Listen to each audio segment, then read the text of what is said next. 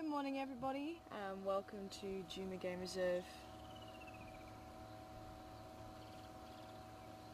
I'm just quite intrigued. I did hear a sound of lions literally about 10-15 minutes ago. Sounded like it was south of the camp. Had to drive around. The baboon saw something. But can I find those cats? No. There's no sign of tracks around here. I think Texan, he's going to try north by the looks of it. I wonder if this female's got a youngster in there, because she's been looking in there. And she seems to be... Can't see her. Yeah, she's just behind the Marucci, but she seems to be hanging around this area and a little bit concerned. So maybe the lions did go north. We shall see. I want to head back maybe around the dam. We'll take Mvubu Road up if Texan's taking Gallego shortcut. I was thinking of going up there myself. So we'll go up Mvubu Road, see if there's anything else. There was a guinea fowl in the tree down towards the dam, chuckling away to itself, but there was no other friends, so something happened. So if anybody did see anything down towards the dam at any time, please let me know. I'll help to solve this mystery. But otherwise, it's quite a pleasant temperature this morning. Quite a lot of clouds. The rain did pull in a little bit. I'm not too sure how much rain. I was dead to the world last night. Once it finally did fall asleep. There was a bit of wind.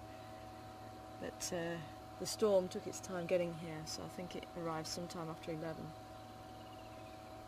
But hopefully the clouds stay high. Keep your fingers crossed. Alrighty, so let's jump aboard, see what we can go and find. See if we can catch up with these tawny cats. I really hope they don't give us the slip. My name's Tara, by the way. Mark is on camera, and back in front of control we have Nick from the lodge. So Nick is helping us out today. First time for directing, so hopefully all is going to go well. I'm sure it will. Yes, let's climb aboard and see if we can catch up with these cats. I wonder if it was actually one of the brothers, because I only heard one calling.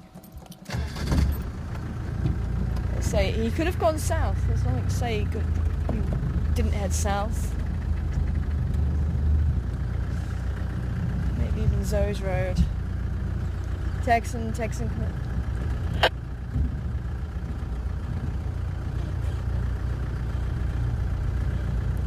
Texan, come in. We should just have a quick look down. Texan, confirm. Sorry, I was just about to start up drive. Confirm which roads are you trying?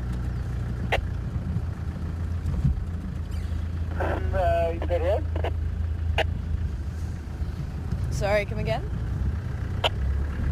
I'm on Zoe's Road. I want to check in Pisakaya. Oh, he's checking Zoe's.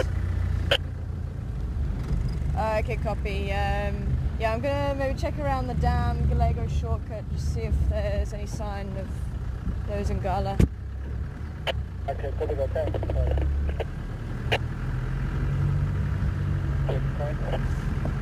Yeah, I'm on the camera. And there's also something we have to look out for up in the northwest. So I think Mark's just explaining to Texan now. I think he actually bumped into Shivambalana last night. And apparently there was a huge greeting from Shivambalana and his mother, who came in from Sandy Patch side.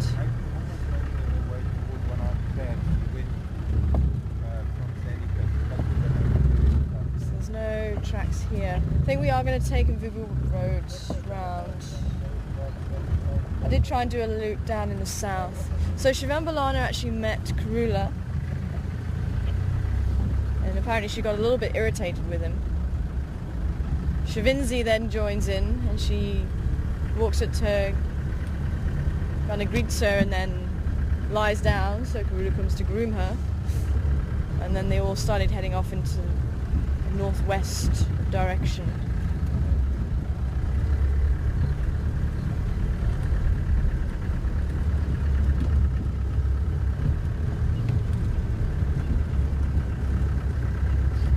At least Texan's checking Zoe's Road. I'll have another check. So the Gary gang saw them though. That's what's throwing me. Or they saw something. So we did get a bark from Gordy, I think. He wasn't that insistent, which tends to mean, what's wrong, lady? What's wrong? Franklin, what's up,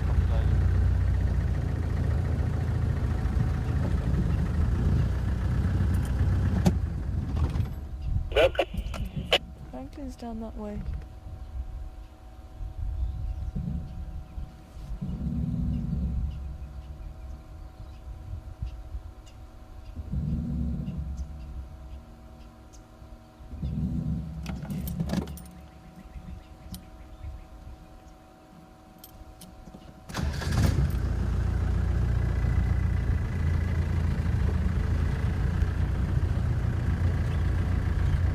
Odd though, I'm not getting any tracks, so I don't know which direction to go in. It just sounded like the call came from somewhere down that way. But it could be he's going north, sorry. Let's do a wider circle. Yeah, that's what I'm going to do. Is which way we start the circle.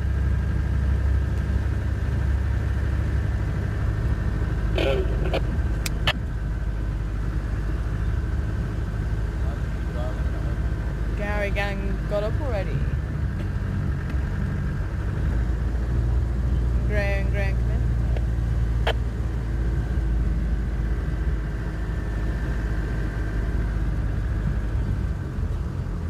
Yep. Yeah, they're woken up already. Yeah, let's sneak down here.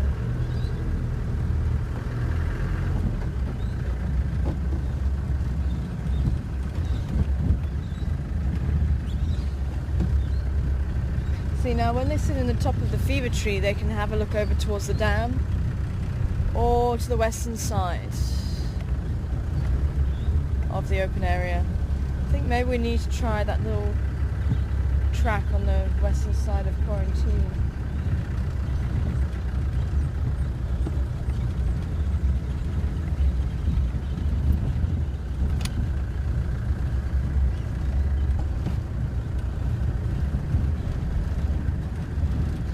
There's impala up this side, there's impala down the other side. Okay, I'm hearing the guinea fowl again.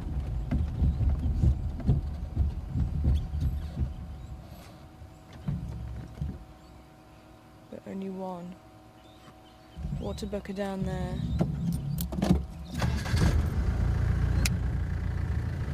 Graham, come in. Ooh! Hippo out of water. Someone was asking about that. If we ever see them.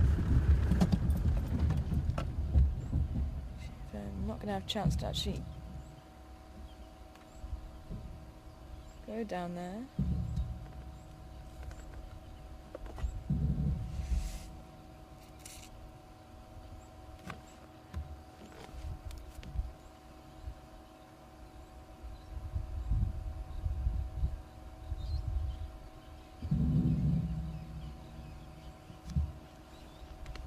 Very nice too.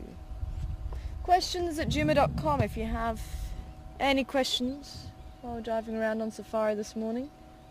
Okay,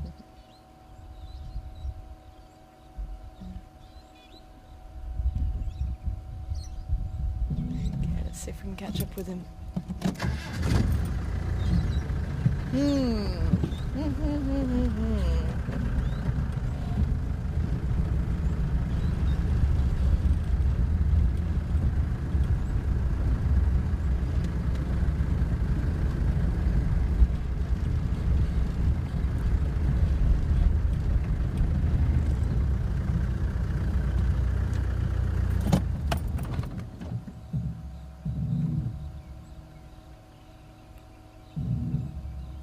See, their legs are actually quite short and stocky, but it doesn't mean to say they can't run.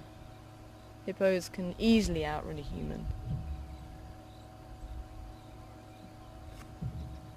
Good, how are you? Good, man.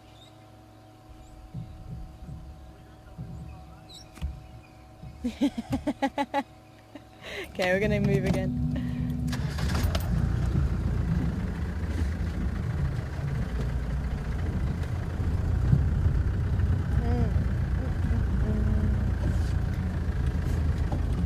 guinea fowl is chattering away because he is on his own. Or she or he.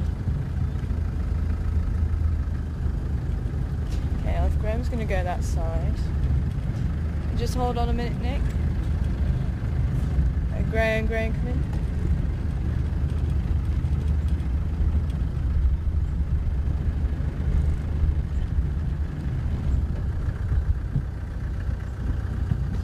Graham, come in.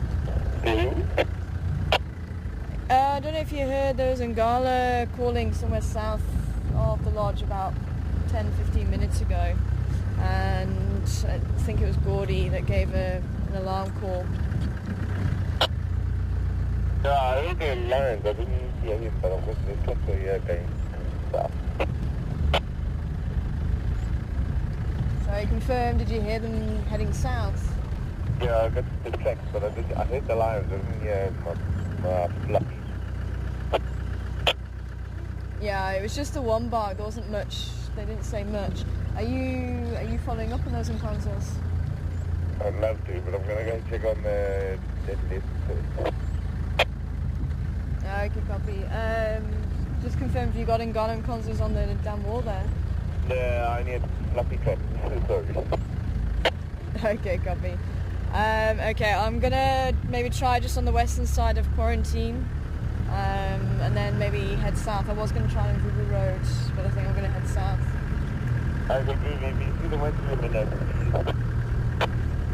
Yeah, I will do. Thanks, honey. Confirm you're gonna take Gary Cutline up.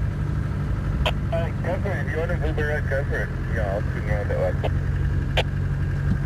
Yeah, I'm just going to try the western side of quarantine first, then maybe down towards Filman's Dip and just do a little bit of a larger look around this area. Okay, maybe.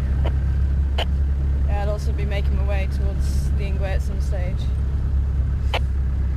I'll give you a shout if you think. Thank you so much.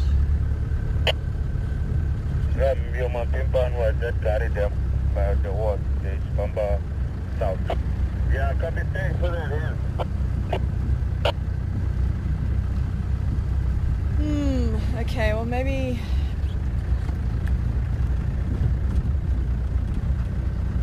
I was hearing things. I thought I was, but then Graham said he did hear the line. Okay, we're gonna try the western side. Head down that side. Because it could be he saw somewhere there.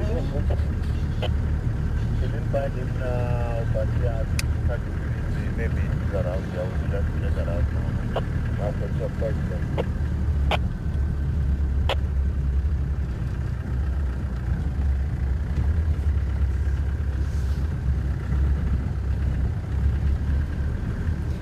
Maybe Philemon's Dip. So I don't know, these Impala just seem a little bit too relaxed and to have really come up through quarantine.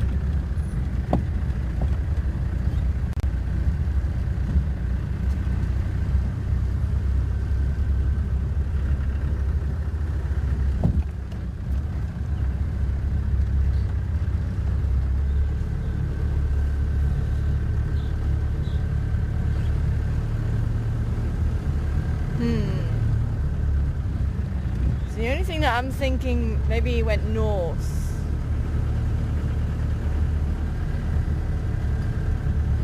Because I'm thinking it was possibly a male that was calling, and his brothers also went north. Maybe trying to contact his brothers. But it could be that he went south.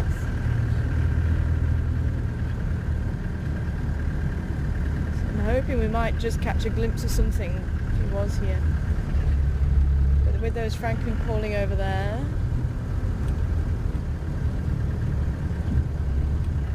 See, what is nice is the ground's quite wet. We've got quite clear tracks. Sorry, Nick, go ahead. I was hoping to get some information from Graham.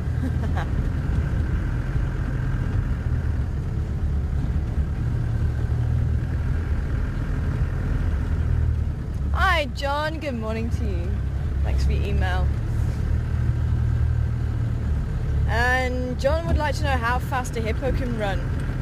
They reckon on average they can charge out of the water about 37 kilometers an hour. Arbitrary thing, dude.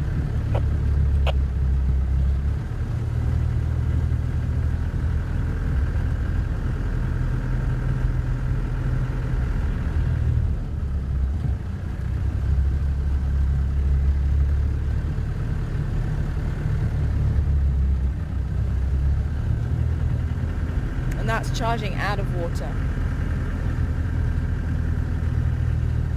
So they probably can make a little bit faster on land, maybe about 40, maybe even 45. Okay, I'm hearing Franklin again.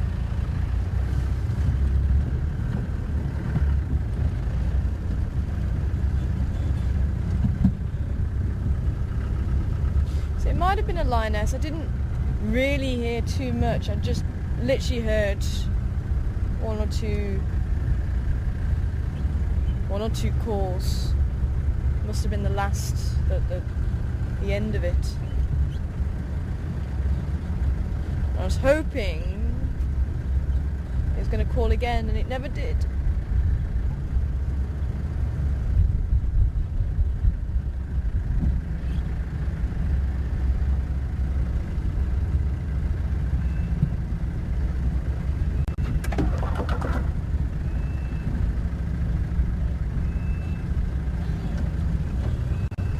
Go away bird calling as well.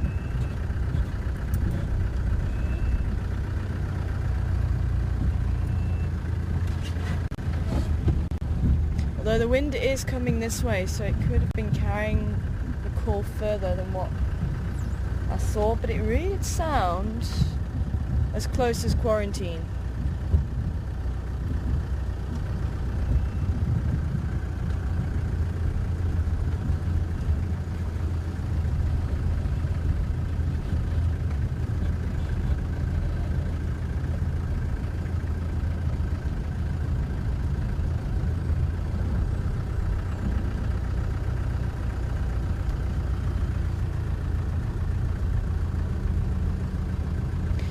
This would be perfect weather for a cat to be walking around.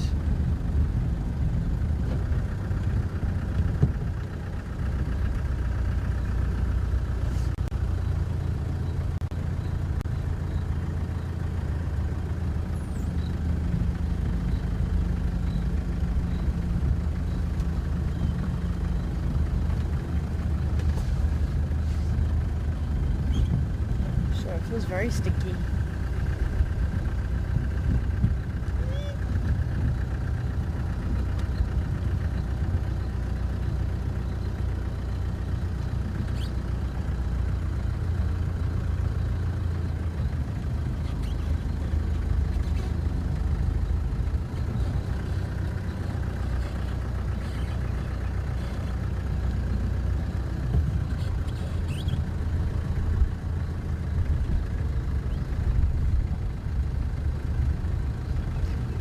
If anything had walked past the rooms the guests might have seen in the drainage line.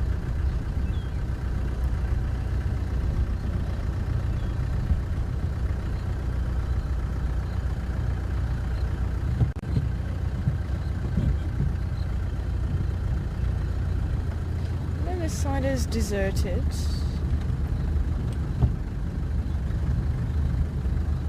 I have seen lions walk straight through a herd of impala. And the impala just turned around, watched, snorted, and as soon as the lion has got through the other side of the herd and continued on, they've gone back to grazing.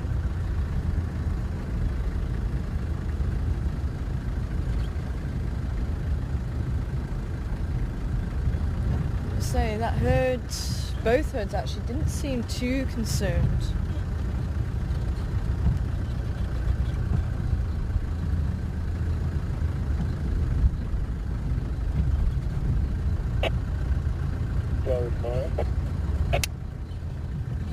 Standing by?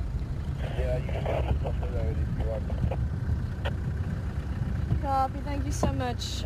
Just on the western side of quarantine, I'll do a bit of a loop down on Philemon's Dip and then head that way.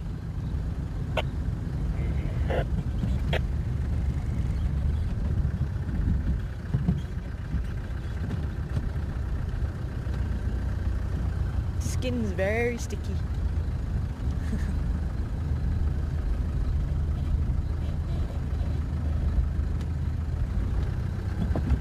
It's amazing the humidity this morning. And it's only what? 10 to 6.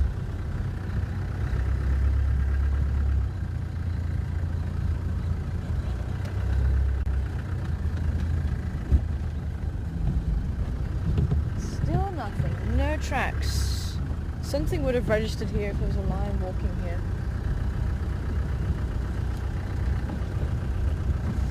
So we'll try Philemon's Dip. Do a bit of a look around. And then we go up towards where Induna is.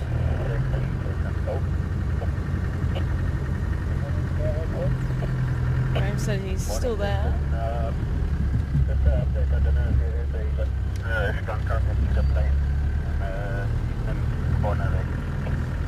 Cheetah and Cheetah Plains. We need to push them this way. Put them in the vehicle and bring them here and drop them off.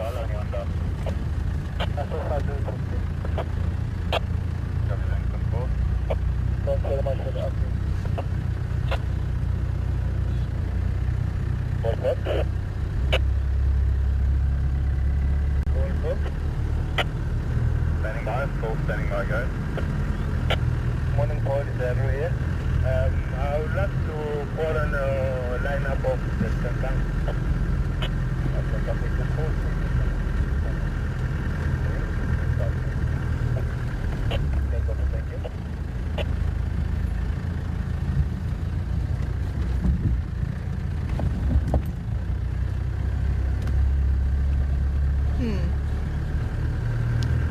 Okay.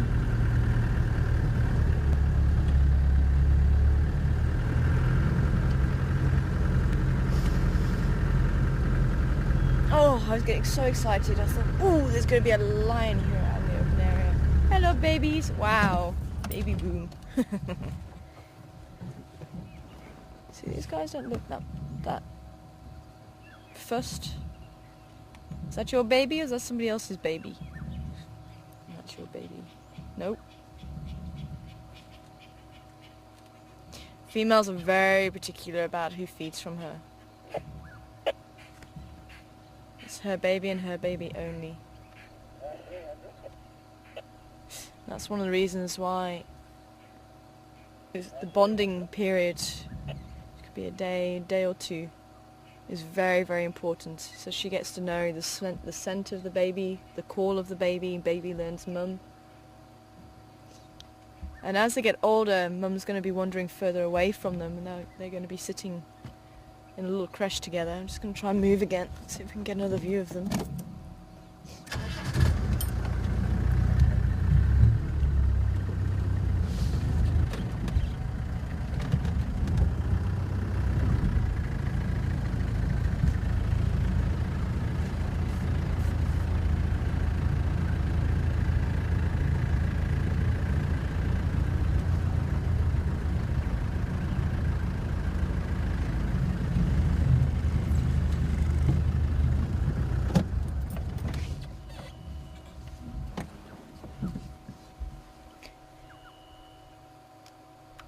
So, when baby's hungry, she'll start bleating. Mum will hear her.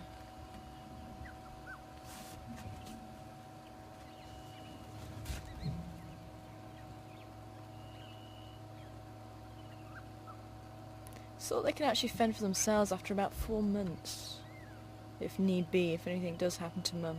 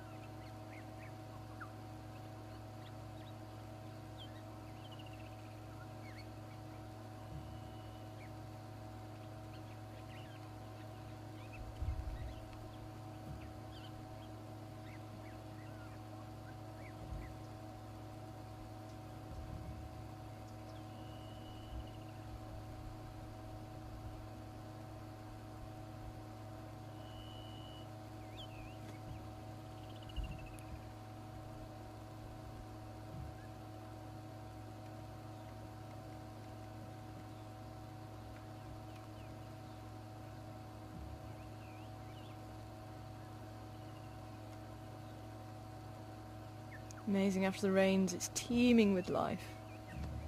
See, there's some zebra coming out of the bush. Impala here. We passed a waterbuck.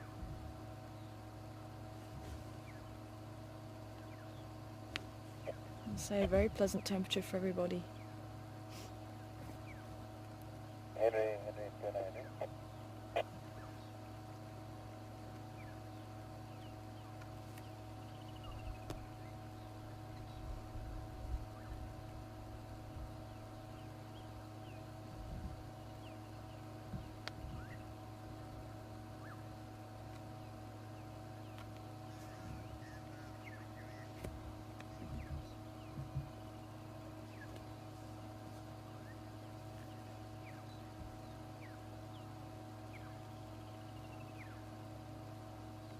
That's an interesting one. Hi Amber, good morning to you. And Amber is saying that she's heard that deer are born without scent to help protect them from predators. Are impala also born without scent? I don't know how that would actually work, born without scent. Because they'll smell of afterbirth at least. Maybe they'll have some form of scent. It could well be musty smells that particular species might have. Maybe that's what they mean, that maybe the adults smell, but I think they will have some form of scent. Morning! Morning!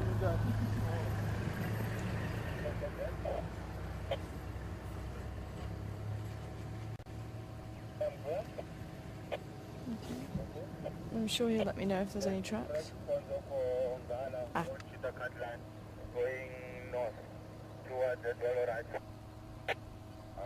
No, that can't be my line. Saying there's tracks on Cheetah Cut Line heading north into Buffelshoek. But I'm sure that can't be my line. That's a little bit too far.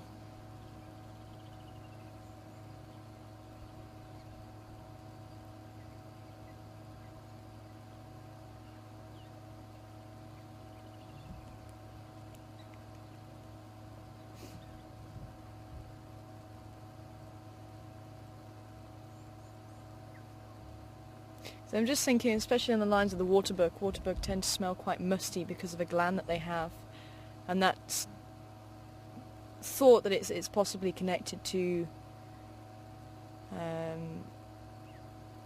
sexual display of some sort. The smellier the male, the more dominant he might be.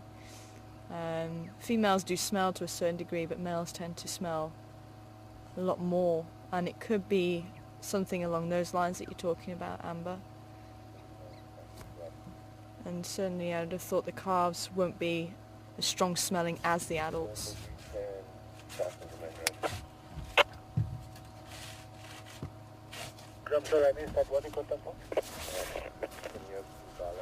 Ah.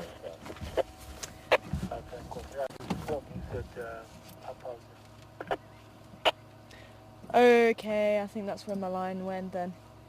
Apparently Graham's just heard some calling a little bit further south in Baboon Pan. He must have been motoring. I wonder where he went though. I wonder where he went. I'm getting no tracks here. So unless Baboon saw something else, could well be. Okay. But we shall keep looking. We shall keep looking. Because you never know.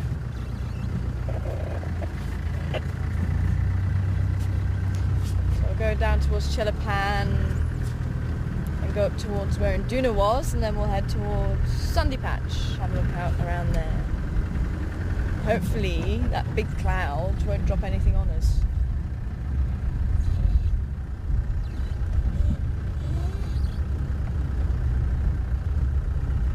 Could also be that our line is not the one down by Baboon Pan. Apparently they're calling south of Baboon Pan, which is the little pan that's opposite Twin Dams. Gowrie Gang have gone. Apparently there was tracks of them over the dam wall. I think Graham's looking for them now. They didn't stick around. Amazing, they didn't stick around at all. I was hoping we were going to get a chance to see them.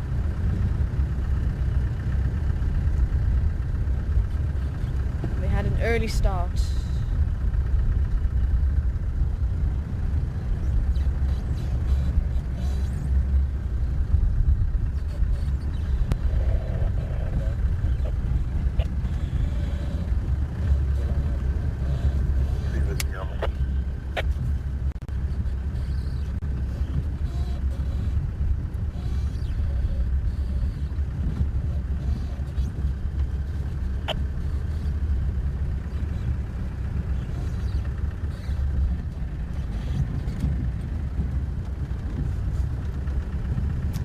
Those lines could be. I wonder if they're the Majingis. Because the Matimbas went north unless the Matimbas regrouped and then came back south.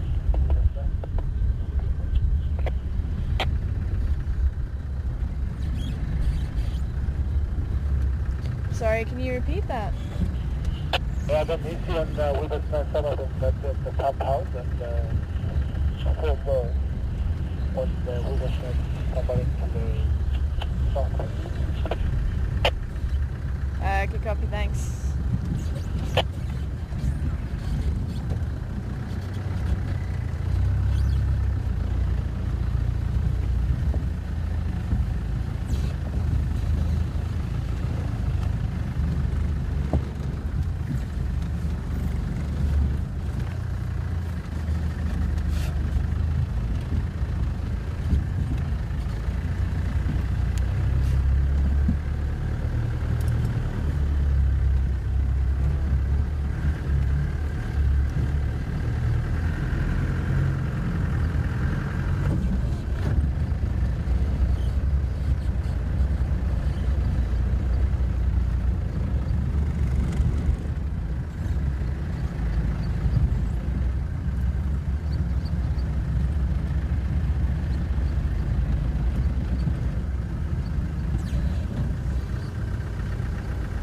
Hello, hyena.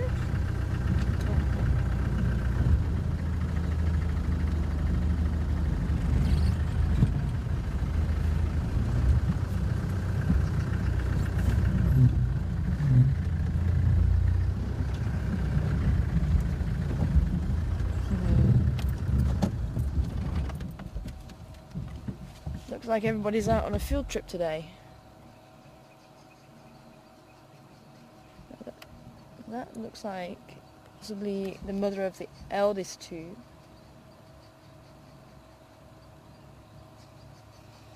And that these two could be her cubs, and I think the older one is possibly the one from the female with the two notches in her right ear. Ooh! Cubby found something. And Cubby doesn't want to share.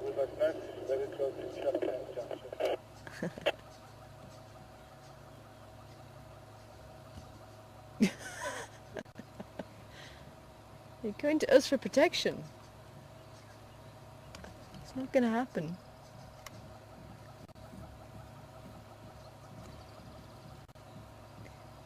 Might not be Mum, might be a different relative. There wasn't really anything on Mum apart from a spot, I think.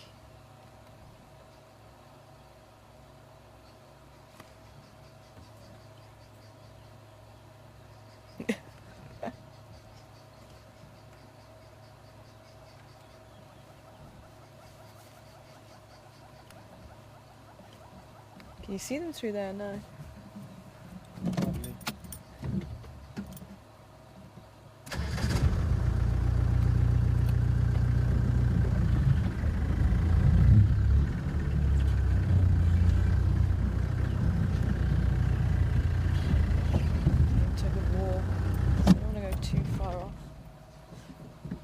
Don't come to us for protection, we can't do anything. You have to fight your own battle. On your head. Too close to the vehicle.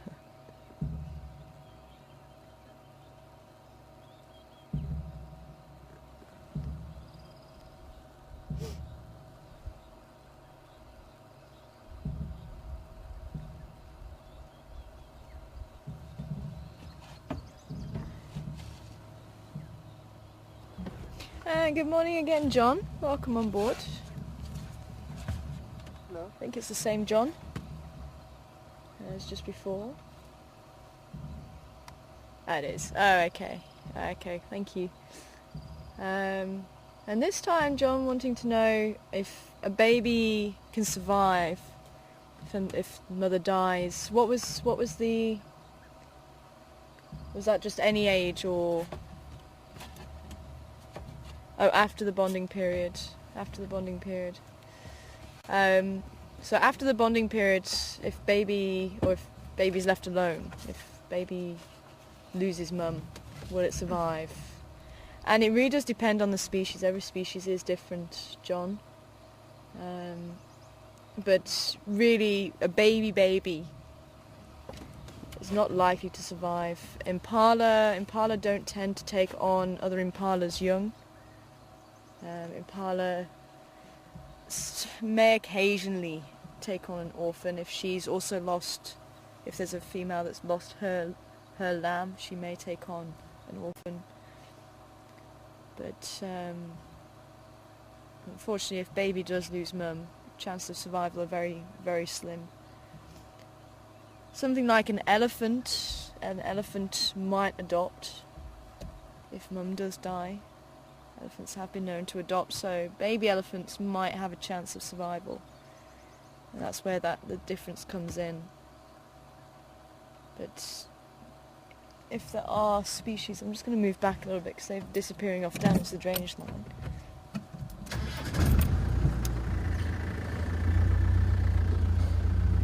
Amazing to see these two little youngsters away from the den though. Just goes to show they are growing up, following on excursions out into the bush.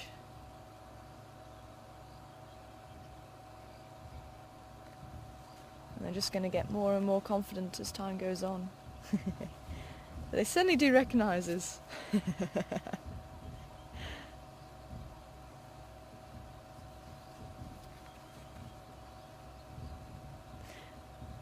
Hyenas, for example, I doubt hyenas would survive.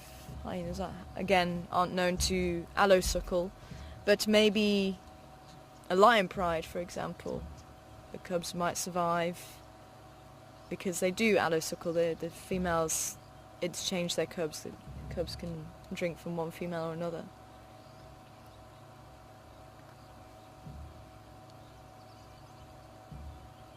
You can just follow them a little bit around the corner just to make sure there isn't anything in this area. See now, something's caught their attention. So I'm just wondering why everybody's out here, but could be that they're on the way back to the den. Putting in gear would help after a night of foraging. I'm just taking the time about it, especially with it being overcast. It's not as if they will become lethargic from the weather. Ooh, got a raptor in the tree.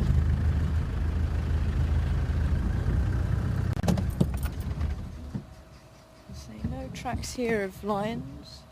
We are going to carry on going south onto Weaver's Nest around Chelapan area. And as I say, we'll cut up through onto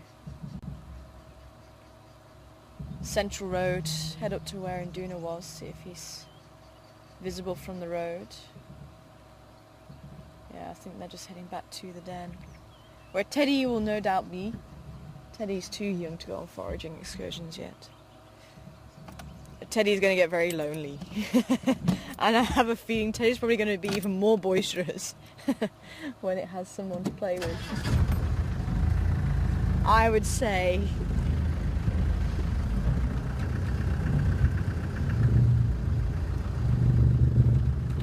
raptor went.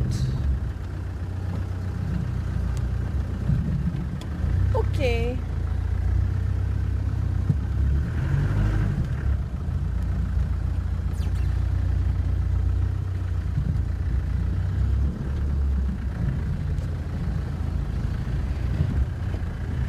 And just going back to Amber's question about the scent. Oh no, it is there. Oh, now it's gone. I just thought it was in a different tree. There's actually two trees, one stood behind the other. Oh, I think it was the pair of warbirds. And it actually looked like they're in the closer tree, but they're in the further tree.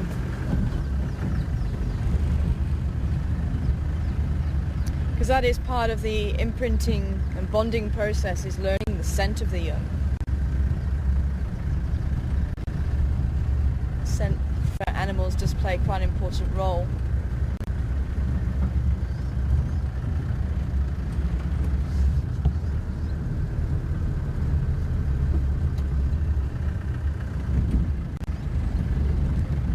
Scent, the sound, possibly even the sight, especially animals that have patterns.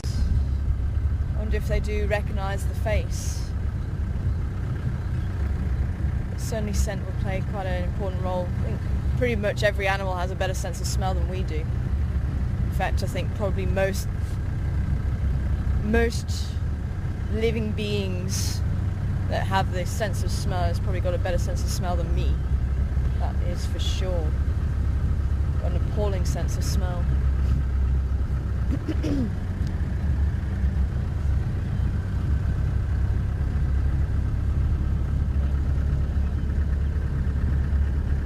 Even spiders have a good sense of smell.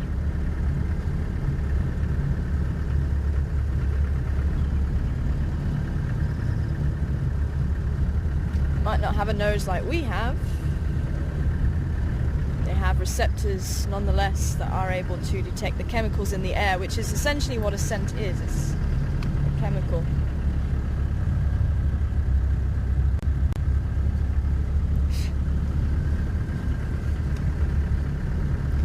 So I think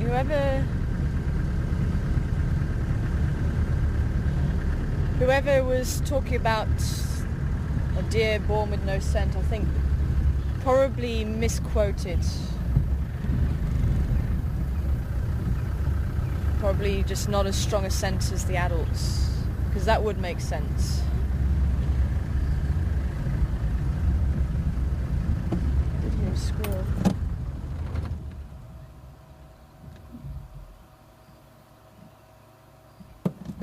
The squirrel was shouting at us.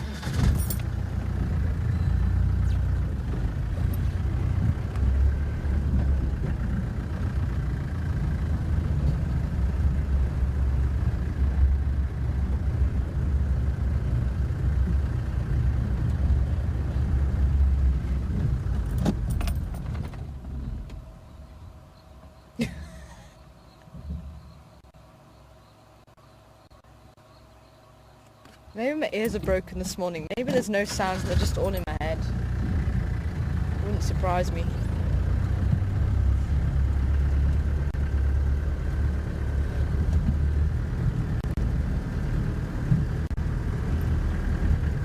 Would not surprise me in the slightest.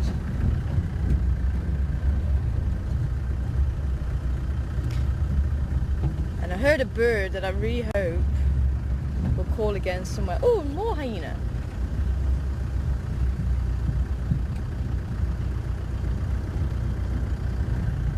I wonder if the hyenas are moving dens. Could be. Because that's possibly the other two, floppy ears too.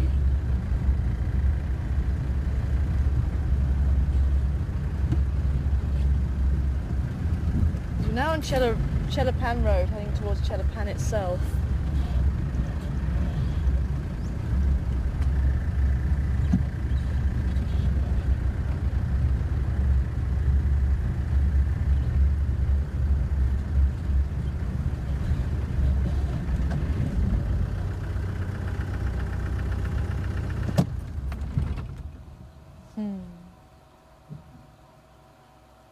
That looks like an older individual, actually.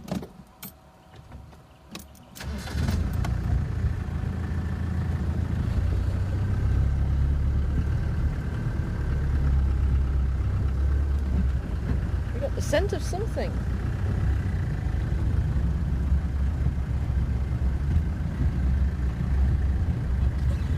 Fine as a lion.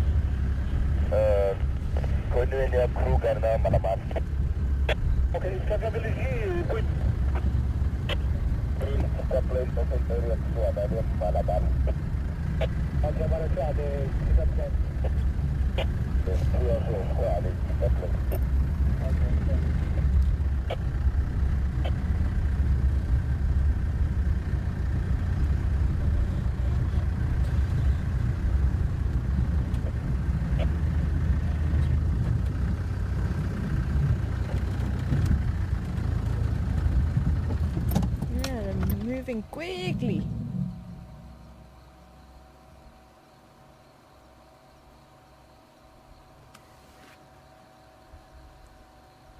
She's coming across this way.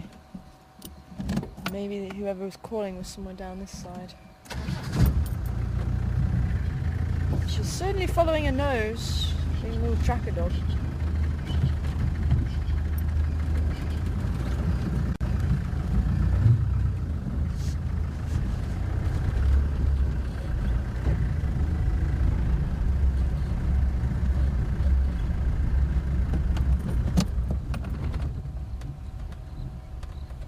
Hi, Marsha in Kentucky. Good to hear from you, Marsha. I'm wanting to know if all animals use the trails for ease to move through the bush. And yes, they do, Marsha.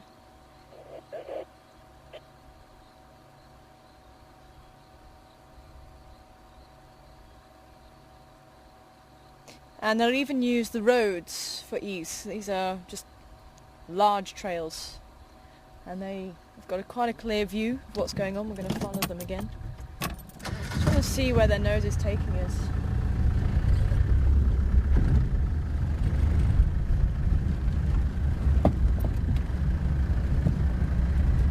She's definitely on a mission. It's going to be difficult if they do go off-road. No, don't cut down there. I thought you were going that way.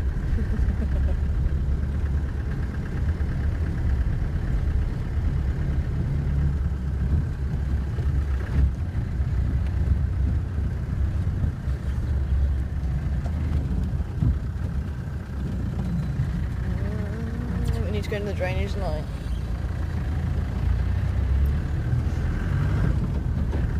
Just hope we don't sink.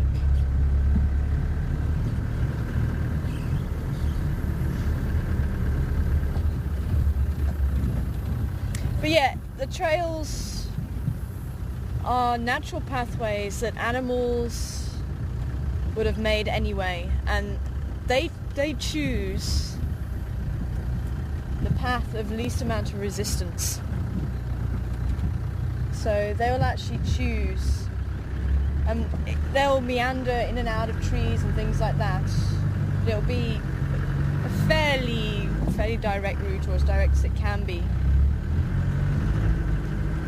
And if that's the easiest pathway, then the next animal that comes along will also try and pick the easiest pathway, so they don't utilize too much energy in trying to bash their way through the bush. So they do form a nice neat trail through the utilization by elephants, rhino, hyena, steenbok.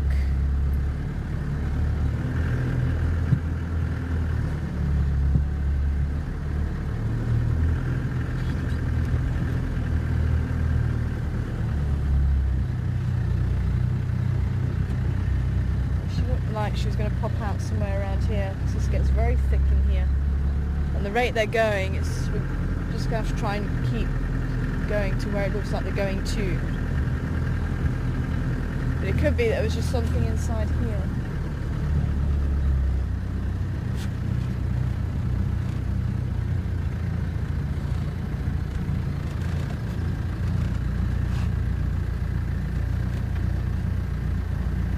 Especially being quite wet, the ground. We're going to do some damage, any off-roading that we do today. I don't think we've had a huge amount, but it's something to consider this time of year.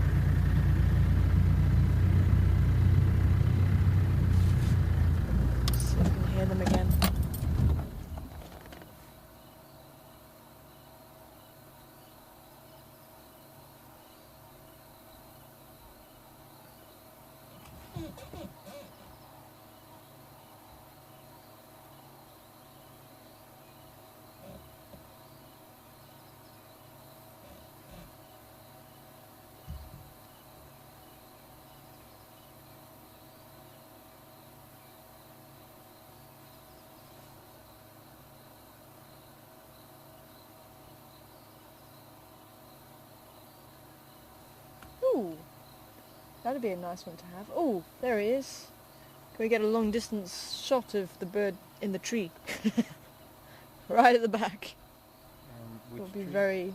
The one in between the two dark green trees, the one right at the back.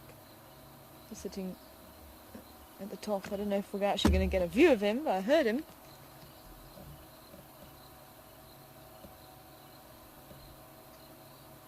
Yeah, and the leadwood right at the back. Can you see him? Yeah, How good is the picture? Is it? it's a tiny spot. Oh, is it a tiny spot? Oh dear. Oh well. Probably. Worth a try. Let me see your binoculars.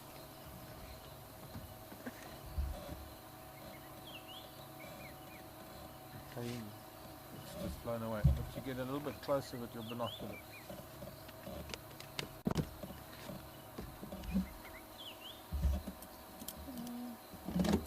They might have carried on south. Let's keep going.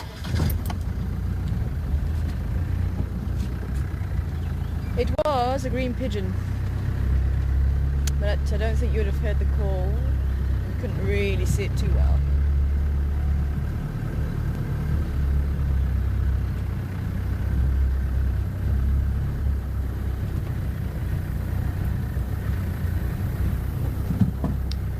So yes, animals do utilise those trails, and quite often those trails will lead to water. Eventually, they will lead to water, and that's why if you're ever stuck in a situation where you need to survive, if you know the habits of the animals, they can actually lead you to water to find an animal trail.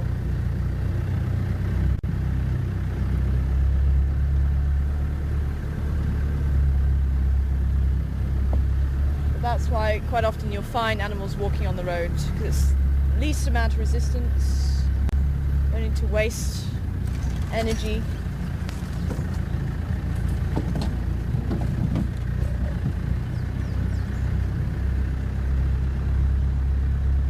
And you'll notice the trails are very thin. Even elephant trails are pretty thin.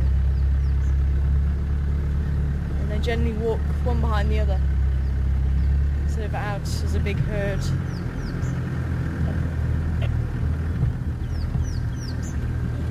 Oh, I'd like that bird.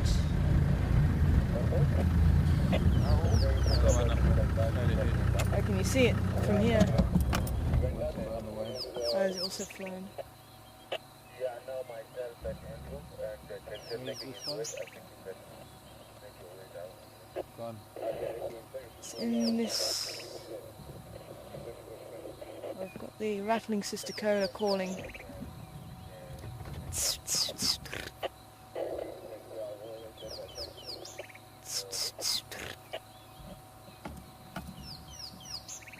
Still bobbing around in here. I can see little shadows.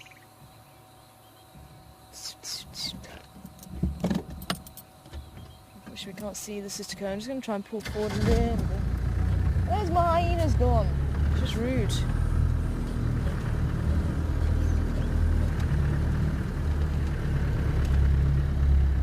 Oh, there's somebody else sitting on top of that bush.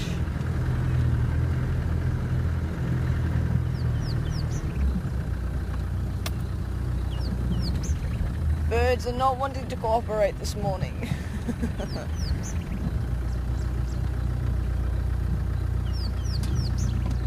Yeah, well, we'll try twin down, so it could be they came back to the road.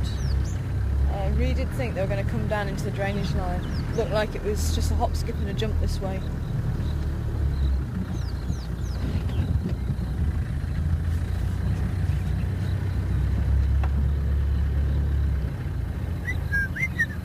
Can hear you.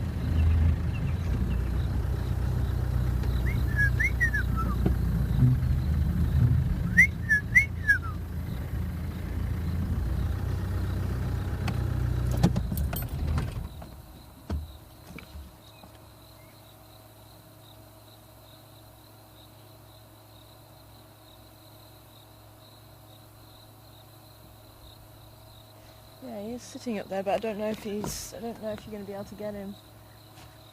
Can you see the outline of it? Oh, it's blown off again. Okay, null and void. Oh, on the dead tree. Okay, last chance.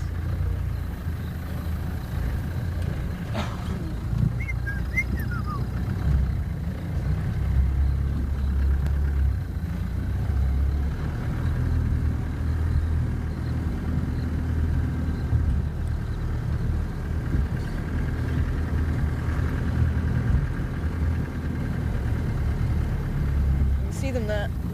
Yeah.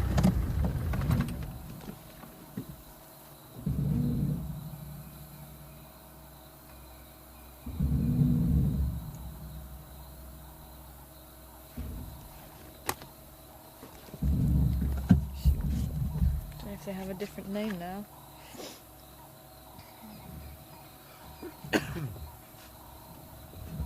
So, our first ID for the day. What bird is that? Questions@juma.com if you think you know.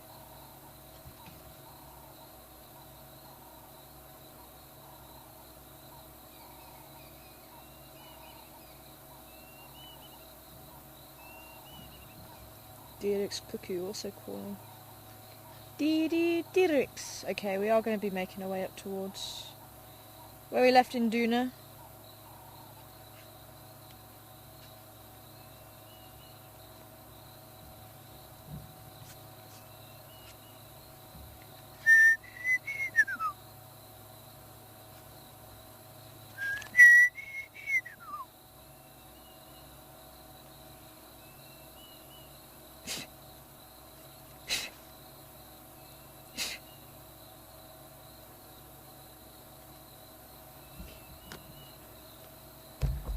So one that we don't really see too much of.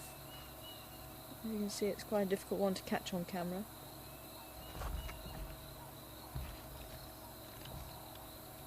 I just want to check he hasn't changed his name.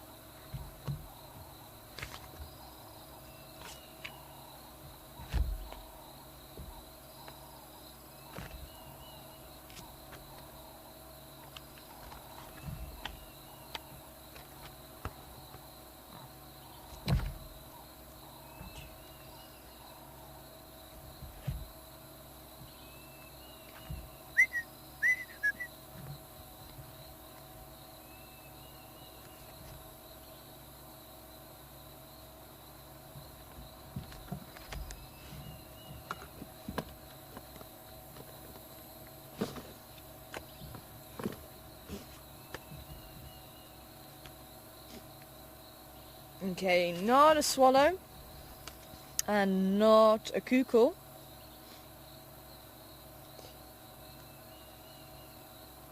But Penny.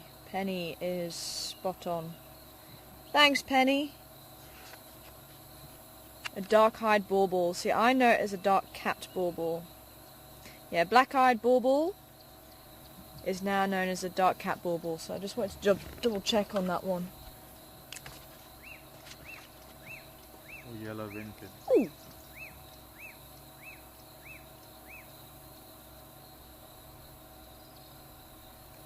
Don't know did that call come over? If anybody wants to try and ID that call.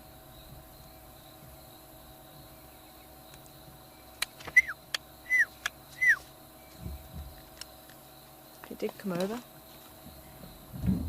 Cool! Dark cat bauble. Black-eyed bauble. I'm hearing another one now as well.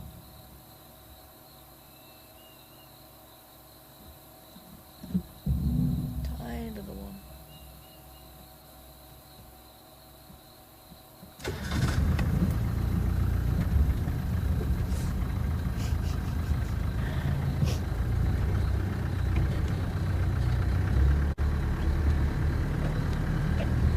Doesn't look like our hyenas have popped out. I was hoping they would.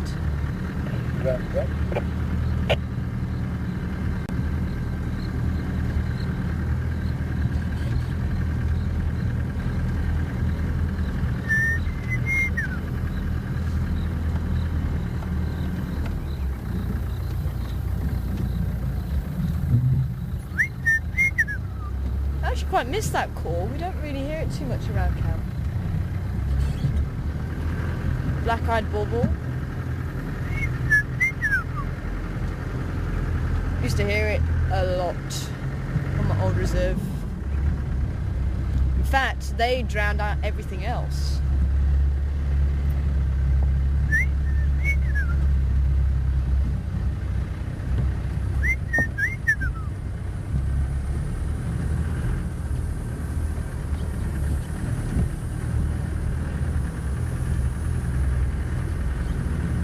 I think there was a question from Linda a little bit earlier, asking about the hyenas.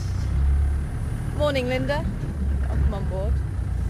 Linda wanted to know, why do the hyenas have small back legs and large front legs? They think there's a couple of reasons for that. The sloping back actually allows for a very large chest. Ooh, there was a Dacre that ran across the road. It allows for a very large chest cavity, and animals who have good stamina tend to have that characteristic. Wildebeest, Sesame, Hartebeest, the hyena, and that sloping back just, say, really opens up that chest area and allows for a relatively large heart, relatively large lungs. Notice any kills or anything in the tree.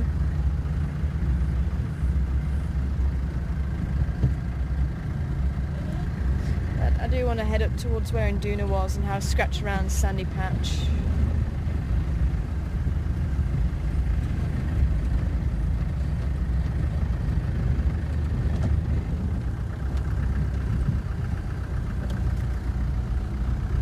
Back in a little while.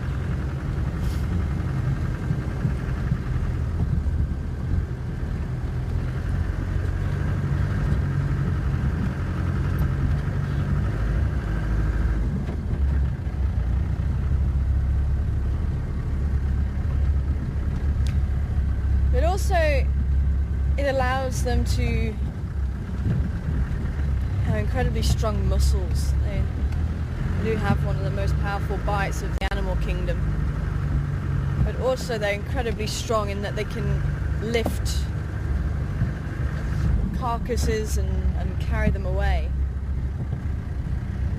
And so the sloping back, the small legs may also help with that, as I say, that very powerful front. Ooh, big birds are out of the nest. Just to have a quick hello. Oh, hello, little one.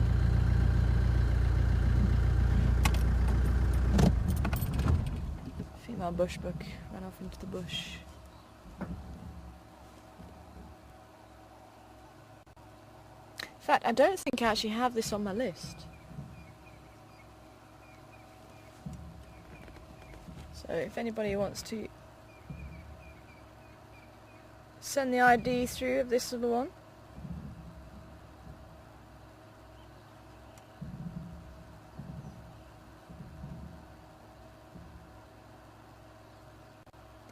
And I see the chick's head popping out. Can you see the chick's head? Nice.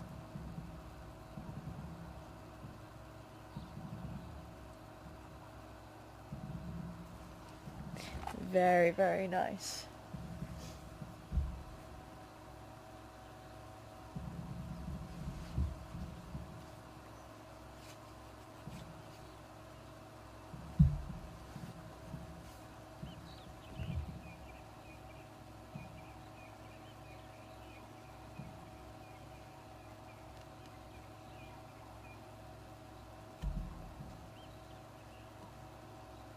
That chick must be about 2, maybe 2.5 months old now. I'm sure it was probably about 4 or 5 months. The last chick last year. Fledged.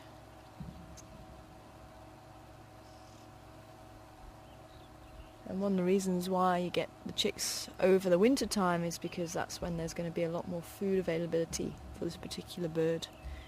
Because they don't really catch their own, they're not strong enough, their feet aren't designed for catching anything.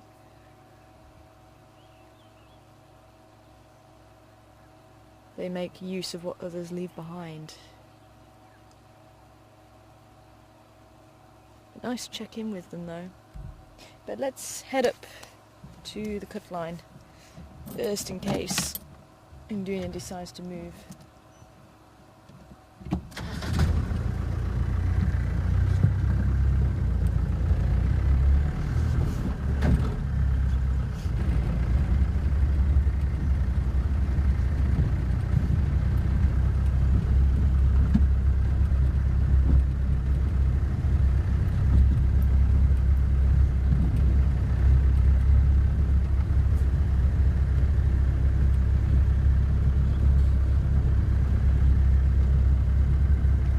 Thank you very much, Robin, Diane and Amber, for the white-backed vulture. It is indeed not the lappet-faced, not the hooded, not the white-headed, but the white-backed.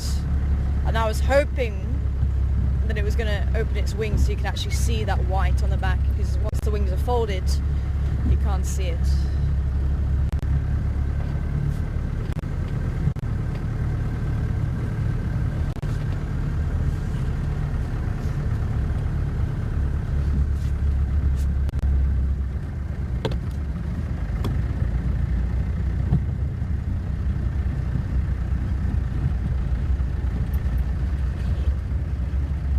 Mr. Impala.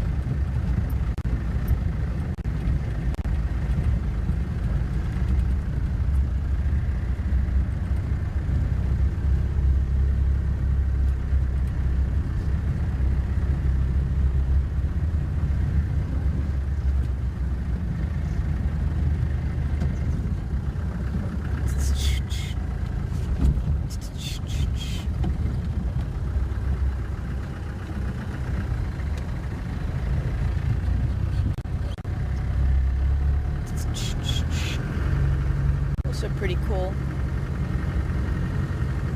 It's funny, someone was asking me the other day how many bird calls do I know, and I actually don't know how many I know. I know there's a lot more that I need to know. Ooh, this one I don't have on my checklist. What are you eating there?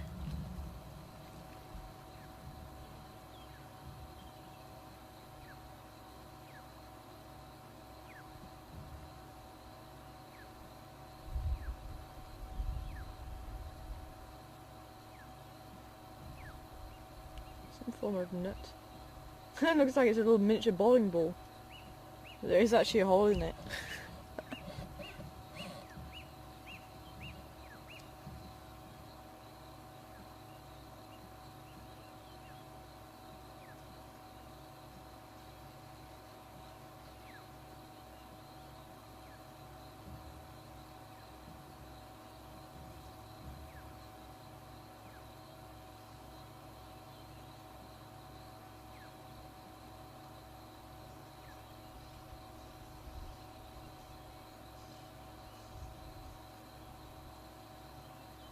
It's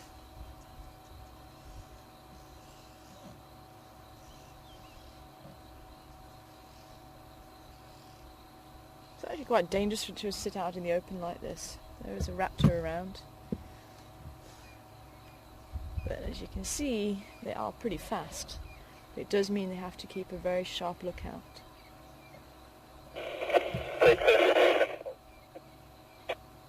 actually being out in the open can have some advantage, because at least they have a clear view of the sky. They'll have their areas to bolt to.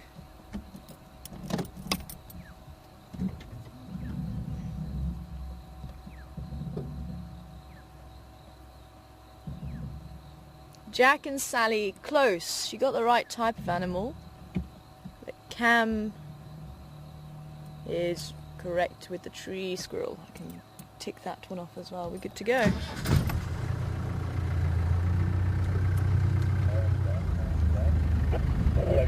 Tree squirrel. Morning, Graham. I'm Eric. Sorry, that's how you. Hey, how you doing? Apparently there are grey squirrels over here. Graham, just to let you know, Would have been introduced from America.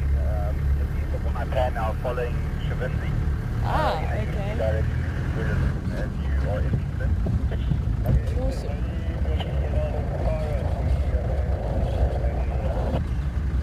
Okay, copy. I'll give them the update. Thanks, man. Yeah, copied the update, thank you. Confirm Waipan, that's just a little bit further north than Impala Plains. Yeah, that is correct. We're just north of Impala Plains, just south of Waipan Turnoff, and she's heading in a easterly direction. Copy that, thank you. Have you still got visual at the moment? Yeah, I'm with her at the moment. She's heading straight east at the moment. It does look like they've quit, or that she is quit. Maybe she's taking us towards the Yamana. Okay, copy, I'll make my way there now. Copy that, thank you. Okay, slight change of plan. They've spotted Shavinzi and they think possibly if it's Shavinzi, it could be Karula. Don't know how well they know those guys. I know they do go over fairly often. But he seems to think she might have made a kill.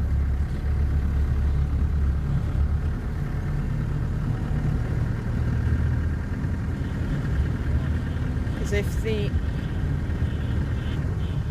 Sounds like there is still quite a lot of food left for Induna, and as long as he's not going to have problems and drop it out the tree, then he should carry on feeding on it for at least another day. So there was a lot left yesterday.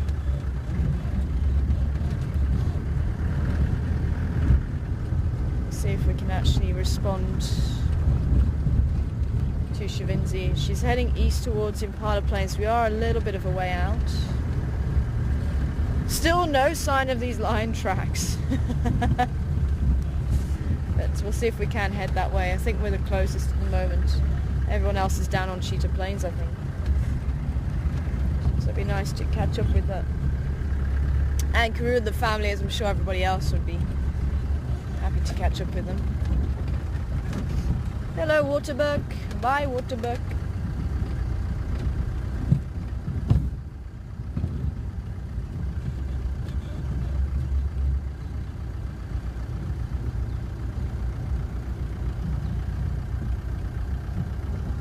Hello, lady. Okay. That is just such a nice shot. I think we really do have to stop for the Waterbuck just to say hello. Because that is just too nice. Especially with all that lush greenery around. And this is the antelope I was just talking about earlier, with the very strong smell. They smell very musty. And so that tends to be an oil that helps to waterproof the fur, because they do tend to use the water for refuge against predators. And with them having quite thick fur, that oil just helps to waterproof it. And that's apparently what gives them that musty smell. It's even a bush myth that animals won't eat them because they do smell so strongly. But I have seen lions eat waterbuck.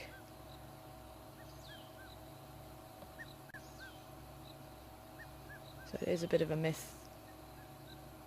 Okay, we don't want to delay too long, but definitely worth stopping for. Beautiful antelope.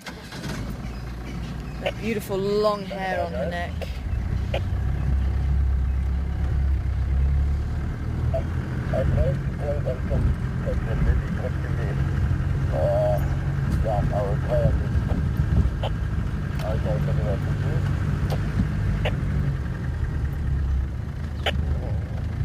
It's a young male too.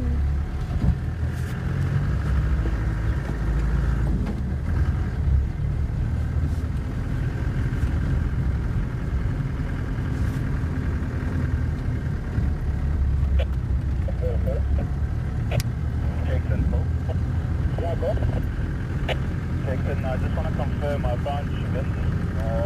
Yeah, dog 110. Just want to know if I can follow her. Yeah, you're welcome. Just follow her. Copy that. Thank you very much.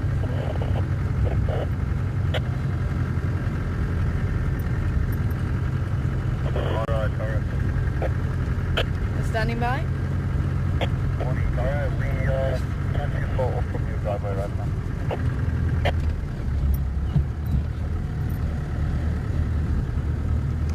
Okay, copy. Just at Gary Dam. I'm making my way there. I should be there in the next few minutes. Right, no problem. Thanks, man. I'm going to be spending some time here. Oh, there is another big raptor in the tree there as well. Sure. Hello, beautiful.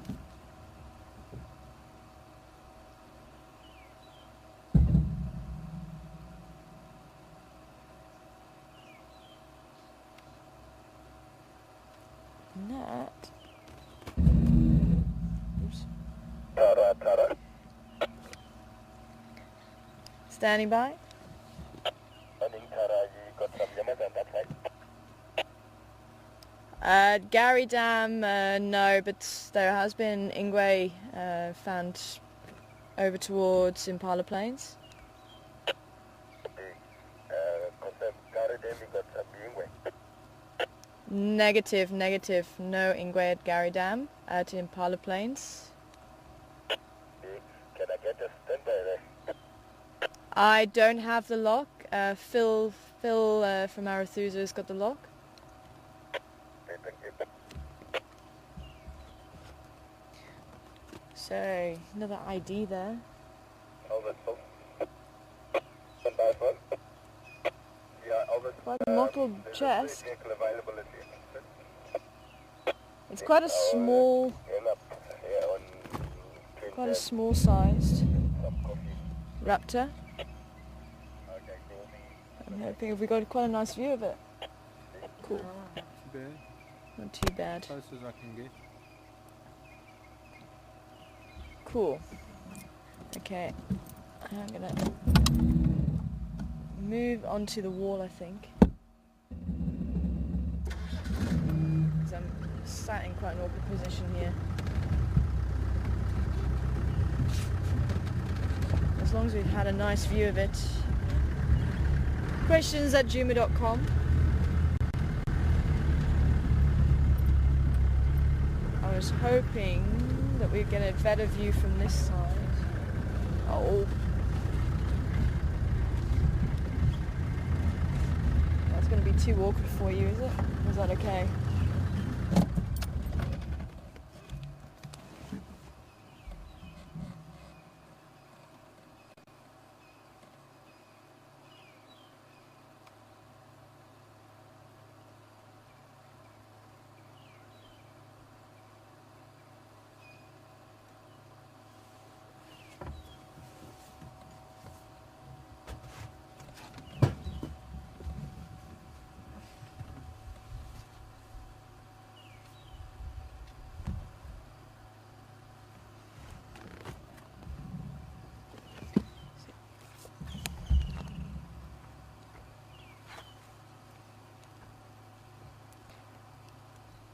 First kingfisher on drive that I've heard.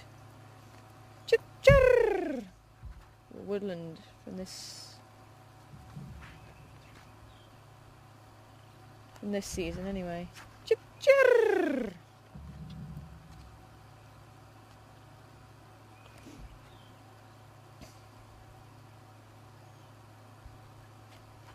This one's going to be quite a difficult one. I'm actually struggling a little bit here.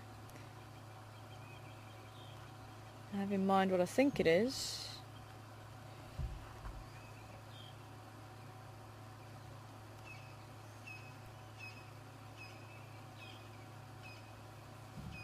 Nope.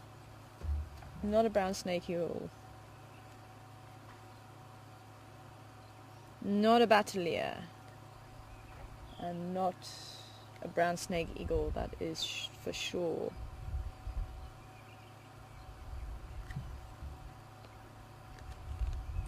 feathered leg. But halfway down. No. No. All It's the got way down. feathered wing. Oh, okay. I must have not seen it then. Because I thought it was something else, but maybe not. So I think it must be the other one that I was thinking of.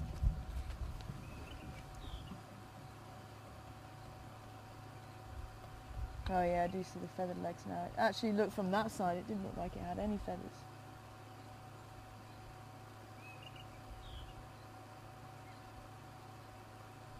So, who was the one with the other answer?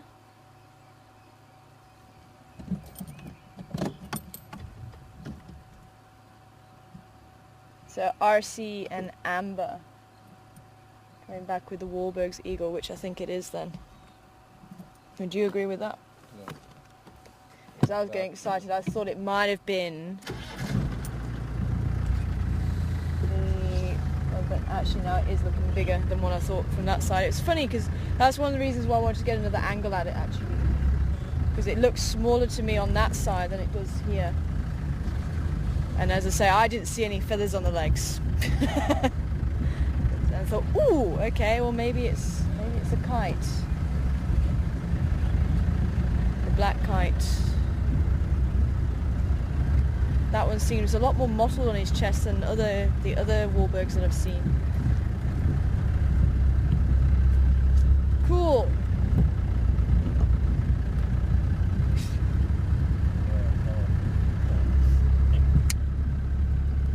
Standing by? Just an update here, I think we're now past the driver still heading.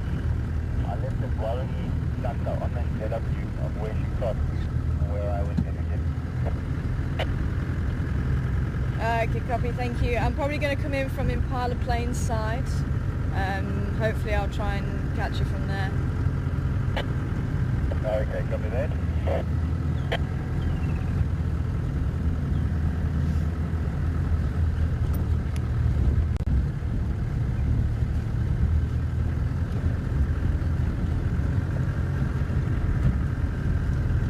I think that's probably going to be our quickest route. Zoe is Impala Plains, out the other side. Oops, sorry.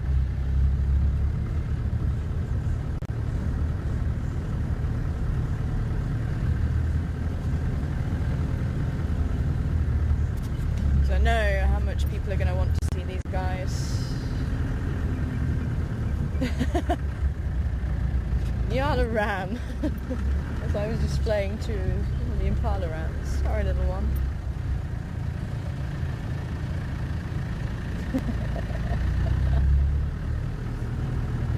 Trying to cause trouble with everybody. Hello ladies. We had a nice view of the Impala earlier.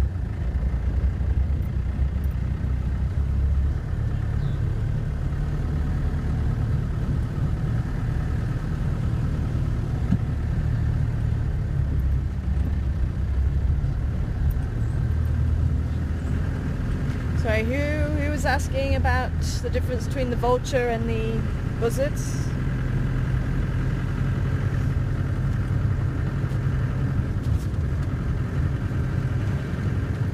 Hi Nina, good morning to you. I'm glad we found an eagle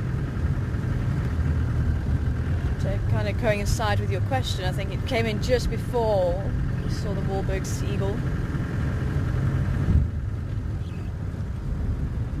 And just goes to show some of these big brown birds can be just as difficult to ID as the small brown birds.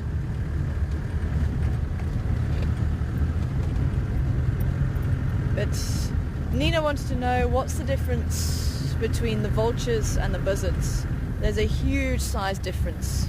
In vultures, we'll take the white-backed vulture that was sitting on the nest. The white-backed vulture probably sitting on the dashboard, you're looking about this sort of height. And that's, you know, sort of sitting hunched up. It's got a long, thin neck. Almost looks like a snake neck. Or a swan's neck. Not as long as a swan, but pretty long. Stand by. That's fine. I'm just on walking back on the way. sort of width-wise, you're looking maybe about this sort of size, without its wings out, just sitting there. With the buzzards tend to be a lot smaller, even smaller than the Wahlberg's eagle. I mean, the Wahlberg's eagle is quite a small eagle.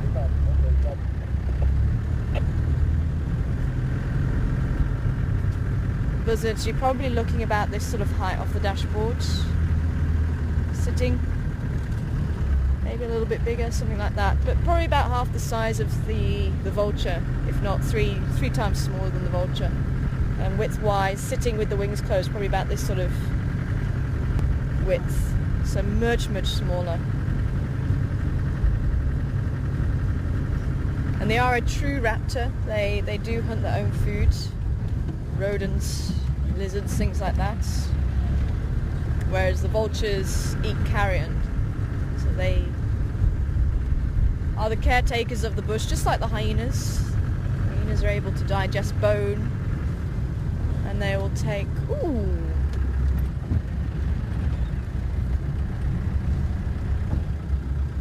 how beautiful.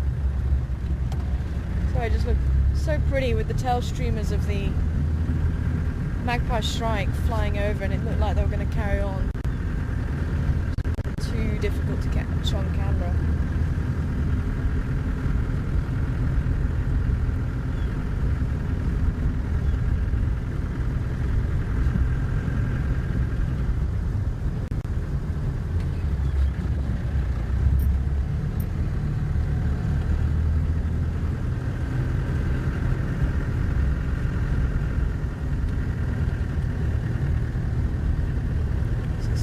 In there.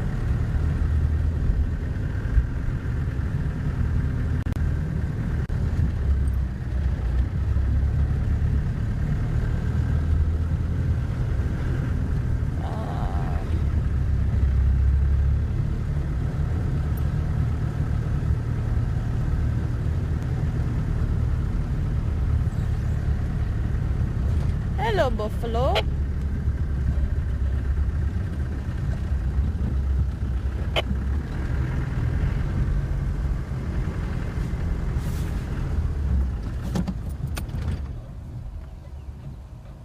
It's been down for a while. Anything picked up?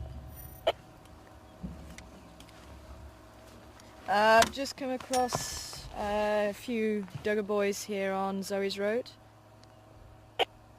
Thank you, Sarah. Did you copy about the Ingwe Shavinzi around Impala Plains area, just further north of that? You didn't look at that way about 3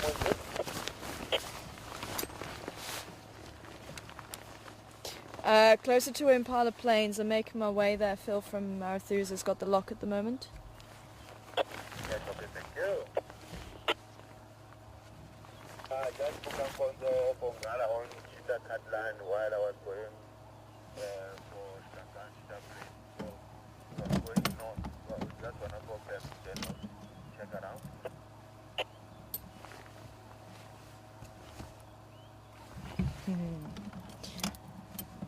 Sorry, buffalo. I'm going to see if I can squeeze past them.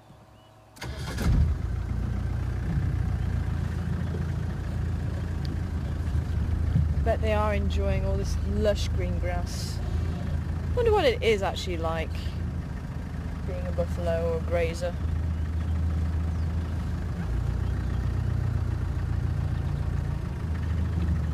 And during the winter time you have kind of hay. In the summertime you have this lush greenery. Sometimes they actually do get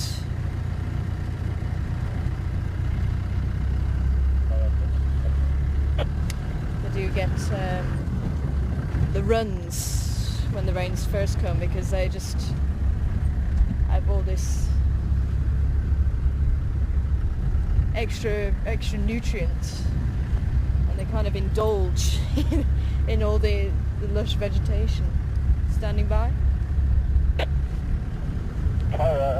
Going through some vegetable salad here at the moment. It's really thick. Trying to keep up with it, but it's getting really quite difficult to stay with her, yeah? Good copy. Yeah, I'm just at Impala Plains now.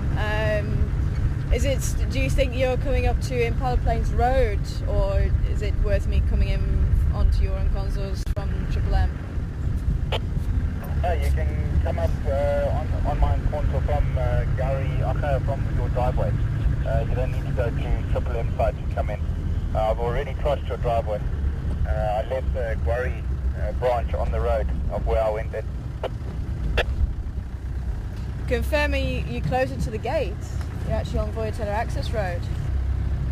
We already crossed Voyatella Access Road, heading in a easterly direction, and it looks like she's evaded me right now. I can't see her anymore. Okay, copy. Sorry, I thought you were closer towards Impala Plains than the gate. I'm just going to come down Voyatella Access Road then. I said earlier on that I crossed Voyatella Access already, and I left the branch on the road to the Glory branch where I went in. Yeah, sorry, I obviously didn't pick up on that one. No, Matata. Okay, got it. Okay.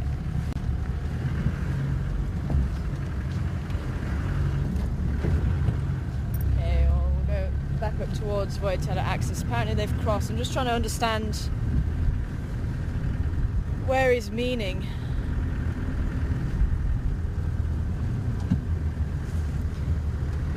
So I thought One-Eyed Pam was just a little bit further north of Impala Plains. It's almost at the gate. Yeah, I didn't realise that. I thought it was closer down that way.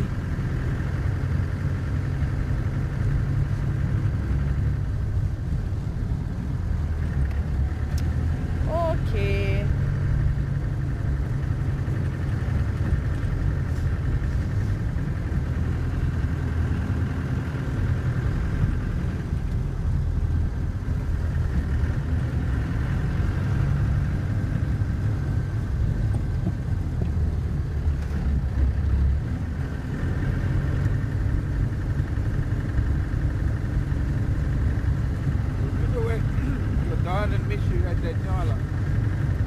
Okay.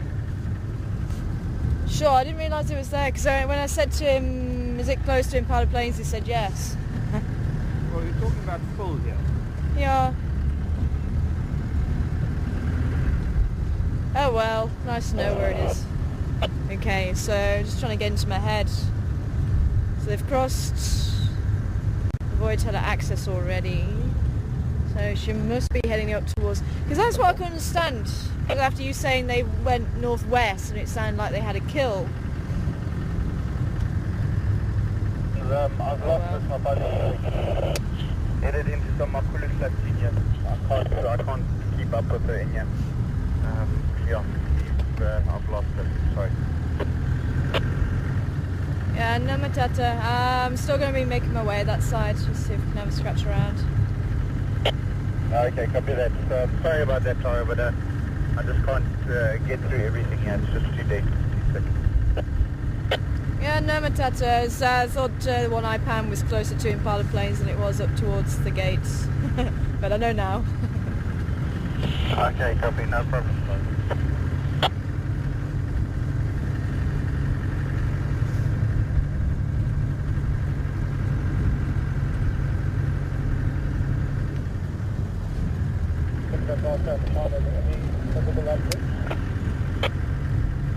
Texan Twilia just had the young with fuzzy English eventually. Yeah, just crossing Voyatella driveway. But yeah, she kept on heading east into Makulu Latinia. I got the thing where I can't keep up in this Makulu Latina. Okay, copy that. Thanks very much. Oh, beautiful kudu balls. Sure, stunning boys.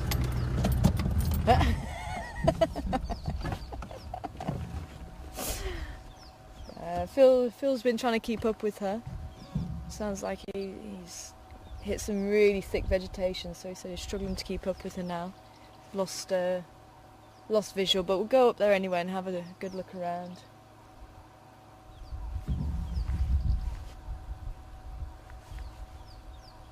So sorry everybody. I was under the impression it was close to that side. Never mind.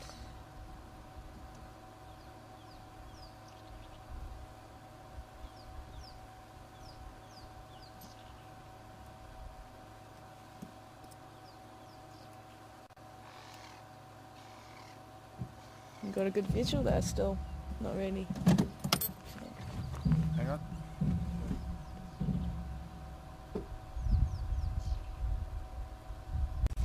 Actually, I think these two boys were here yesterday. I think we saw them as we came back. Or was it yesterday? It could have been the day before, actually. Something's gotten into them.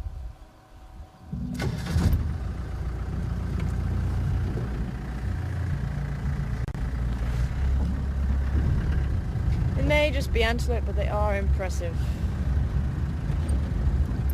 I think it's sometimes easy to overlook antelope. Because they're here all the time, I suppose. I think definitely worth taking just a little bit of time out just to stop and appreciate them.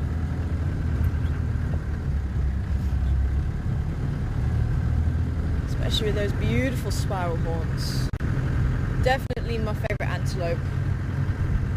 Impala, definitely a close second.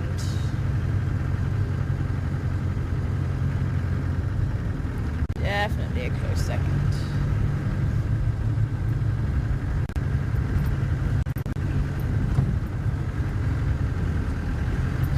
Now if we find where the Guari branch is on the road, and then we can actually see which direction he went in and maybe see if we can pop up. But I'm thinking maybe towards Sydney's Dam, if they've crossed over the driveway. Could be this side of Sandy Patch.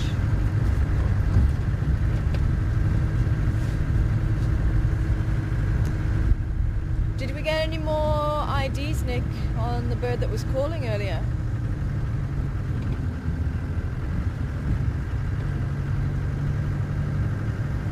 Okay. Not to worry, yeah, I was wondering, it might have been just a little bit too far away.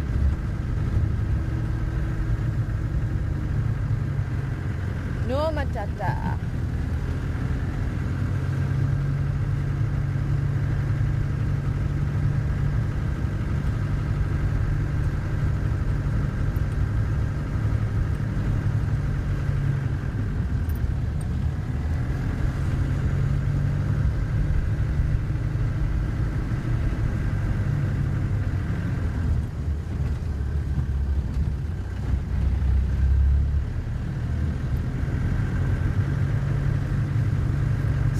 You should stay with us because I'm gonna just drive all the way to the gate and just. Ooh, hello buffalo. Ja, hier van Weertiller. Something about a rhino? Yeah, I've had someone pick up that now.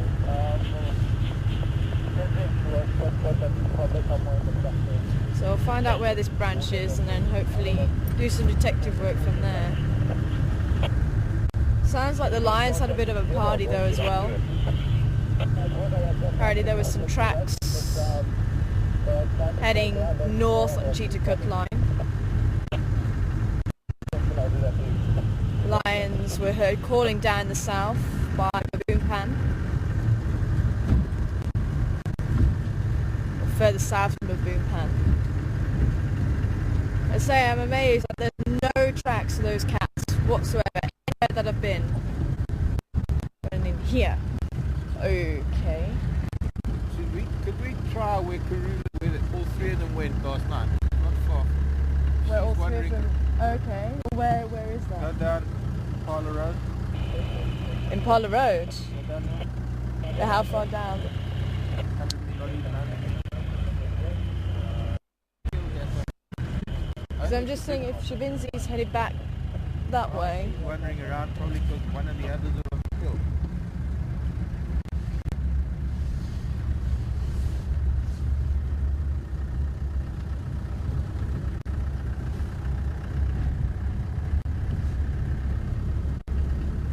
Okay, so the Guari branch wasn't that far.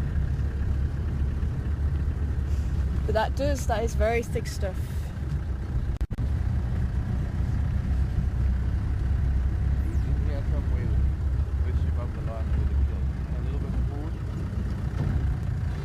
Did you see? You didn't see where the kill was. Did you see where the kill was? I didn't follow them all. They went in here. So it's fine, my track.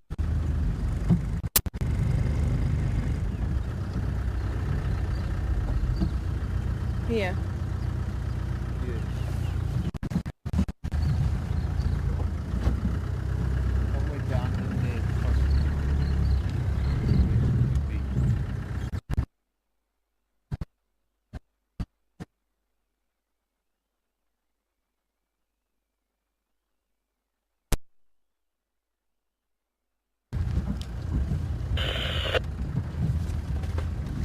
Phil Filkman.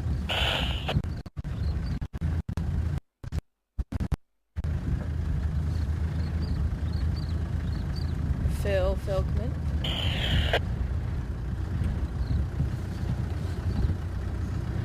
They left a bit.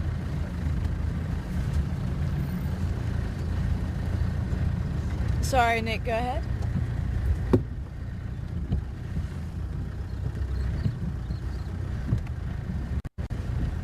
Oh, okay, yeah, we're in a slightly bad signal area, but I'm hoping with the cloud it should stay. The reason why we're going down here is Mark said that Karula and Shivambalana, or Karula had a kill. She was bringing the cubs to the kill.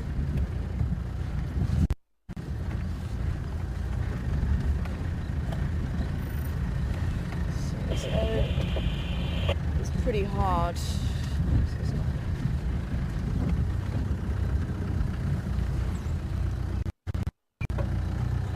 Too bad for off-roading here at the moment.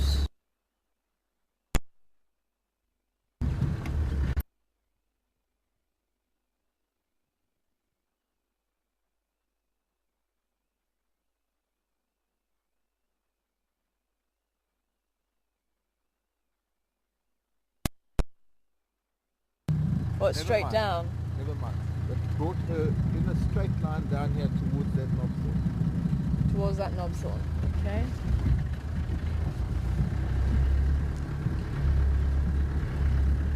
She could have gone further, but if they haven't found anything on Triple M and if Shavinzi's still in this area, then it can't be far.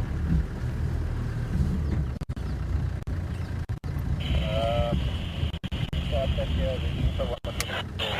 Start from 197. Check direct.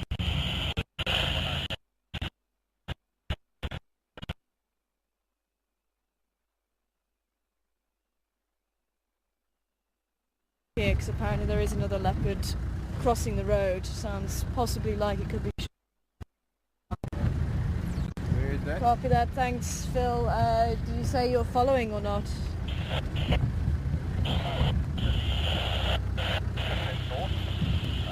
By 110 and Copy. Yeah, I'm just here by the Guari branch, so I'll come that side.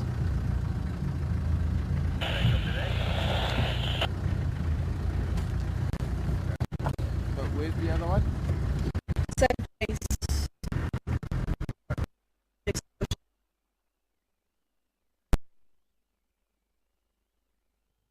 What's it got to do with the border here?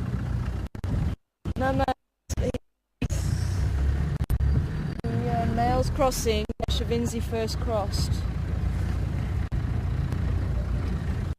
Because, I mean, here's Triple M here. So, be within the other side.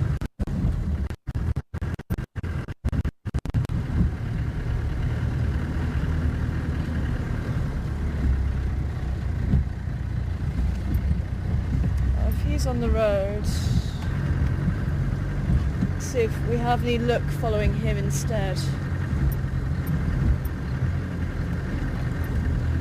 You never know, he might just need us.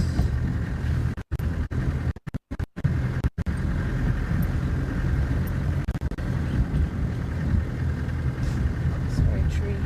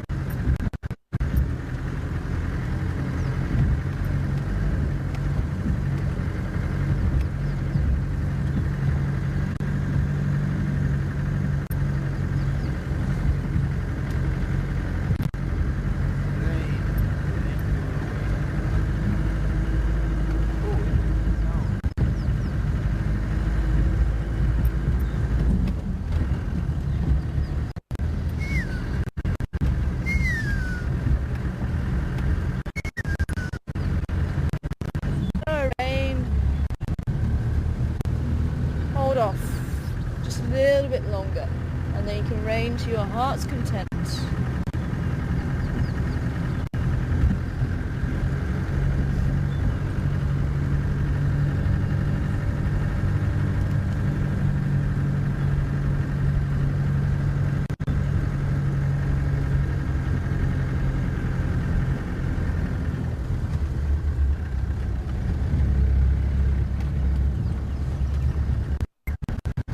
This is where they came out.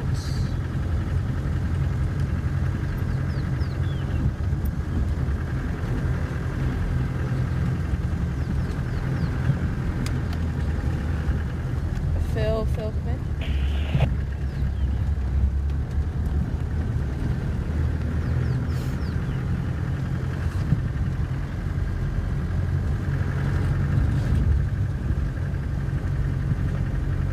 Part of me thinks maybe we should just sit there and wait, because if he's already crossed,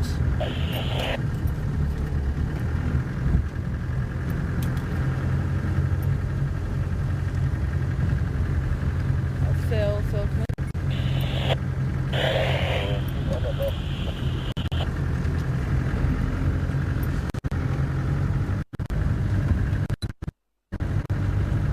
Sorry, I'm getting a lot of bad radio. Is anybody with that Ingwe close to the gate? Some people there.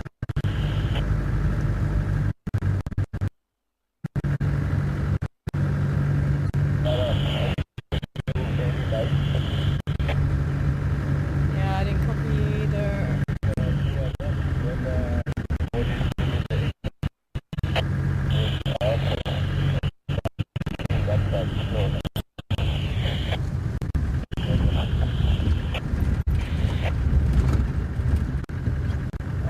Looky, we have an elephant in the road.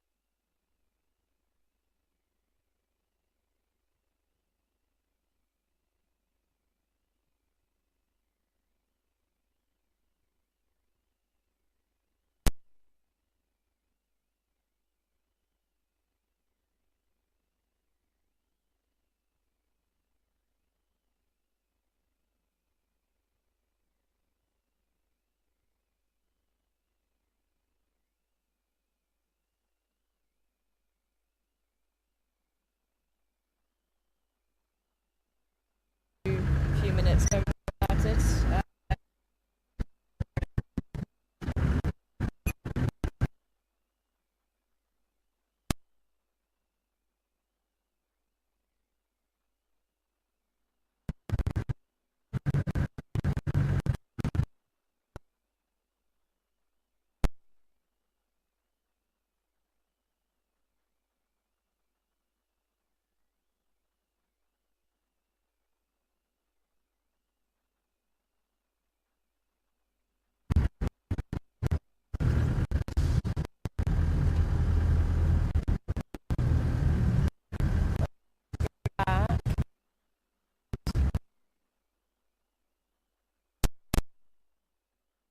So One Eye Pan is somewhere around here.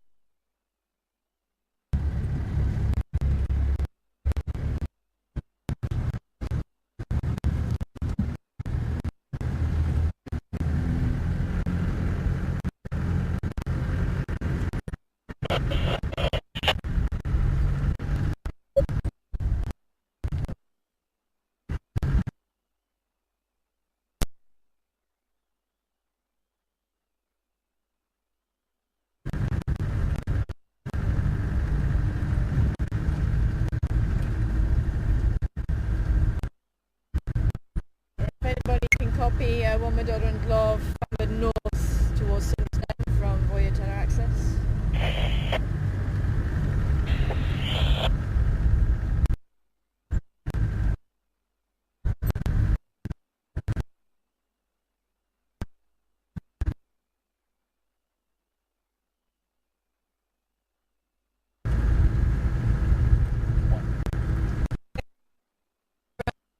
So we should be coming back.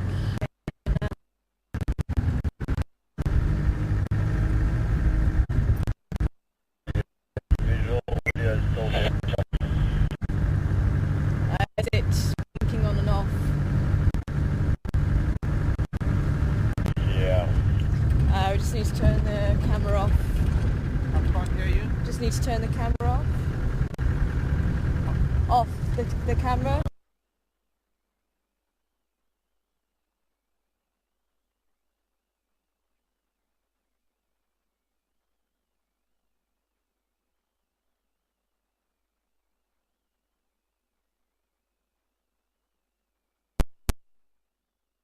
All I was hearing you saying you need to turn the camera on, and I'm looking at the camera and it's Oh. I don't understand what you were saying. Oh. Okay. We're good? Okay, cool. So there's a lot of wind and everything. Not hearing me at the back. Cool. Okay, well we did have a quick look down that way. But I think what I'm going to try and do is maybe just sit and just see if the mail comes this way. I've not been able to get hold of anybody. I think there is somebody with him. But the radio signal is very bad that side.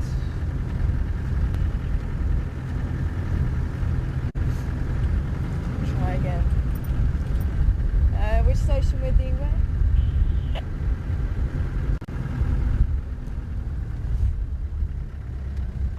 Are these your tracks from last night? No, that's after the rain.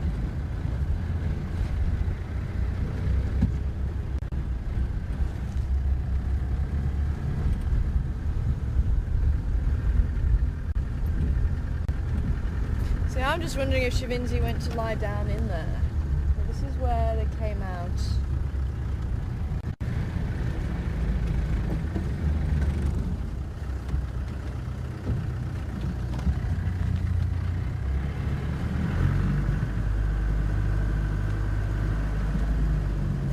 hasn't come out yet if this is where he's coming out, unless he is going that way.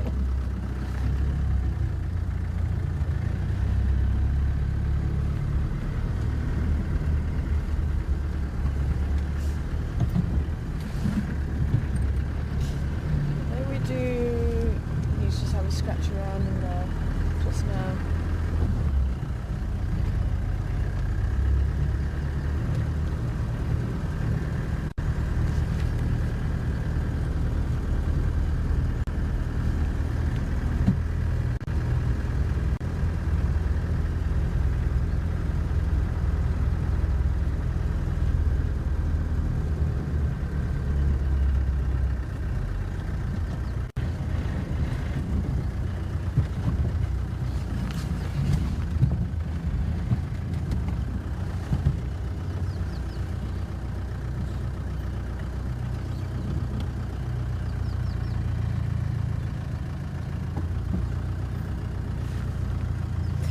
As I say, I don't know who it was. He just said male leopard.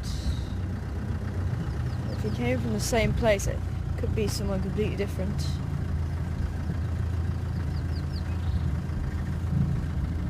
Let's see if we can actually call him again.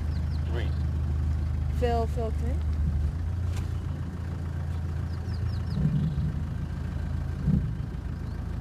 in. Phil, come in.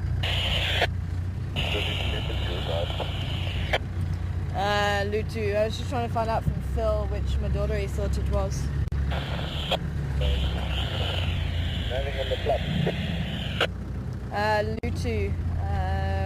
Yeah, I didn't go that far south, but yeah, there's Lutu that I found.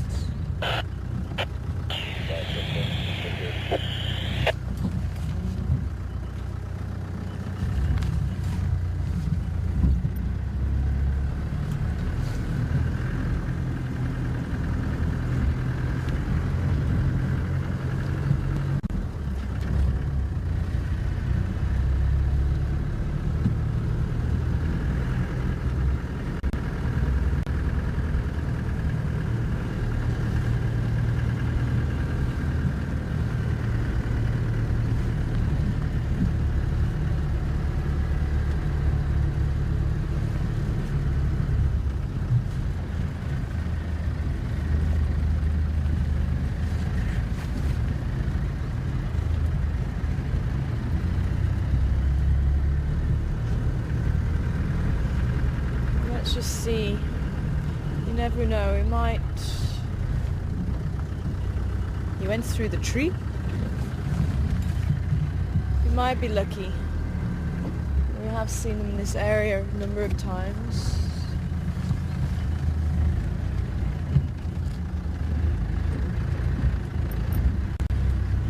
It could be she's just...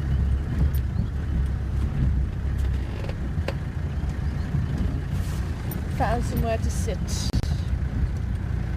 digest.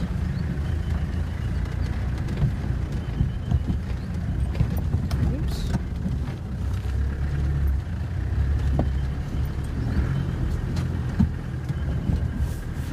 I know this spot does get very, very thick.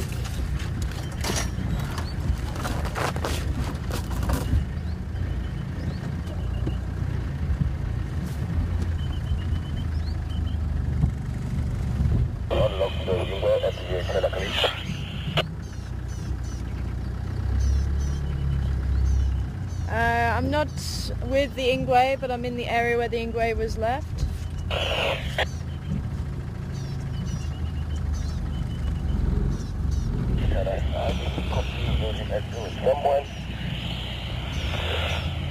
Yes, I'm asking someone if it's from the Ingwe or not. A negative, still looking. They lost the Ingwe. Copy, thank you.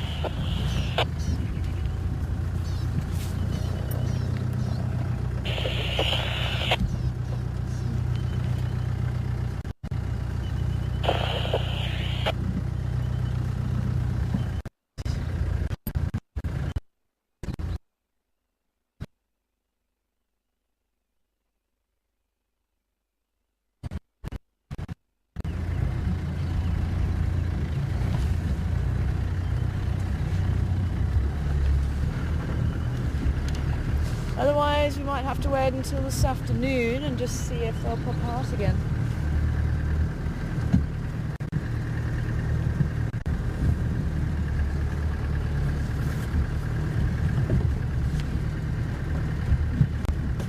No, it does get...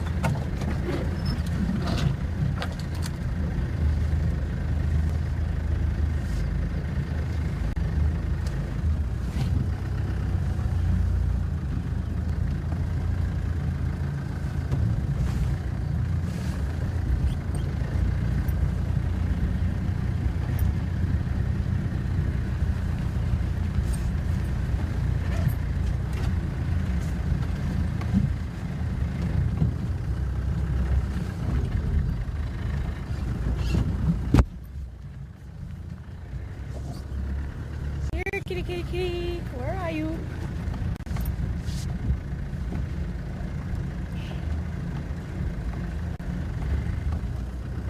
Sorry, Roller.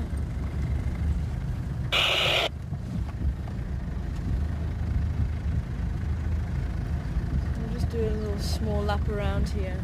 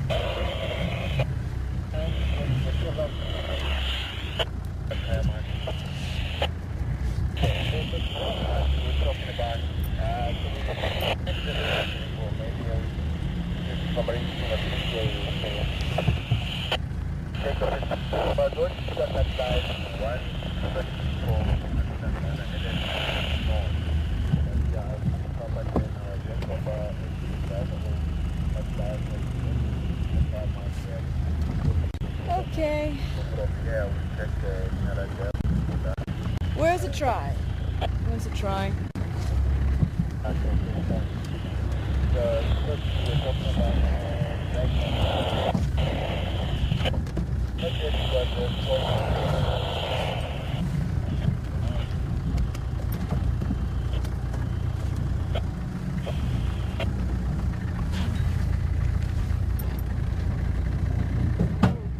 Sorry? Whoa. What's that?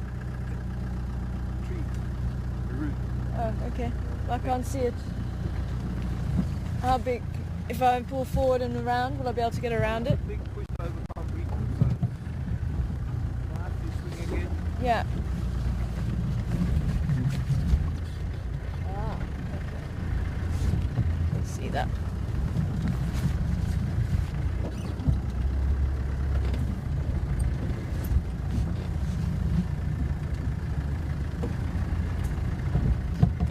Oh well, not today, not today.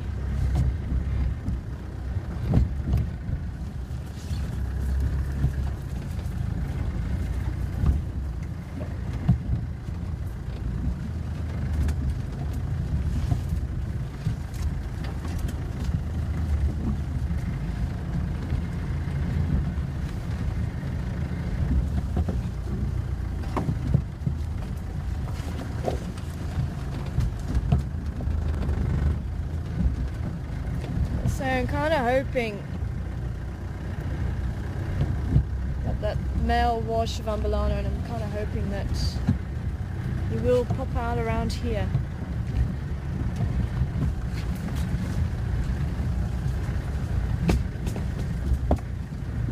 So we'll take a drive down Impala Road, through Impala Plains, and then maybe come up.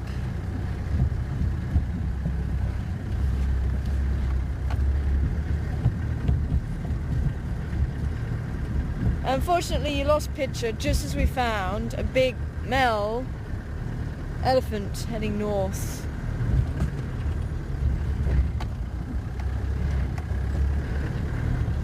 But he was huge.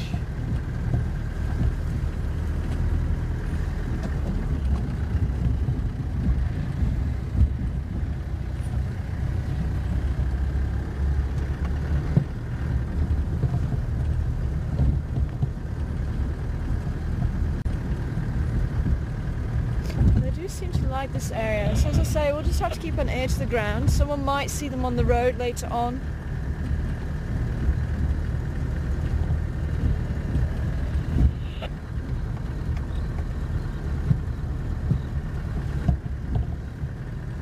At least we kind of know the area that we need to start looking in.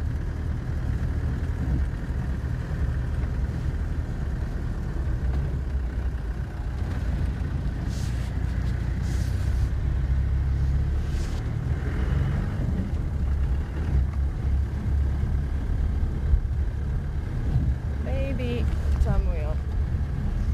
Okay.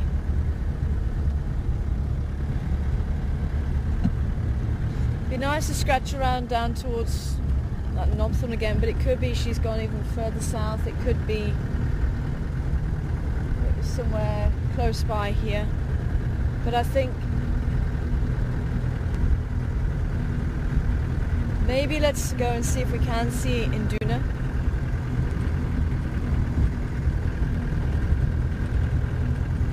But I'm worried about this cloud. It's getting quite low now. I'm feeling a few drops. I'm just worried that maybe we need to say goodbye. Please hold off. Please. Just for another hour. That's all we ask. That is all we ask.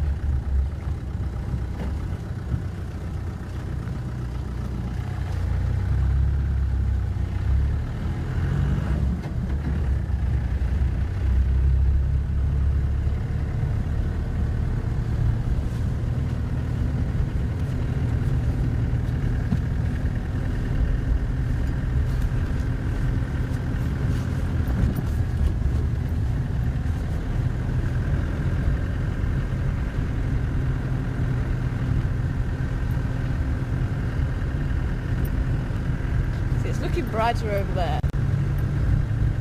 Oh yeah, I forgot you boys were here. Hello boys. It's amazing, what a place to sit, eh? See, not too bothered. Can you reach those tissues? Get the box. Oh.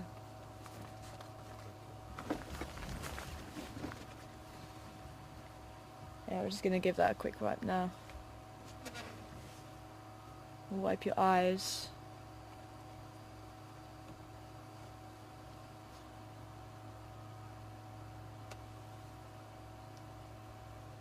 Maybe the rain's going to listen. Not feeling any drops at the moment.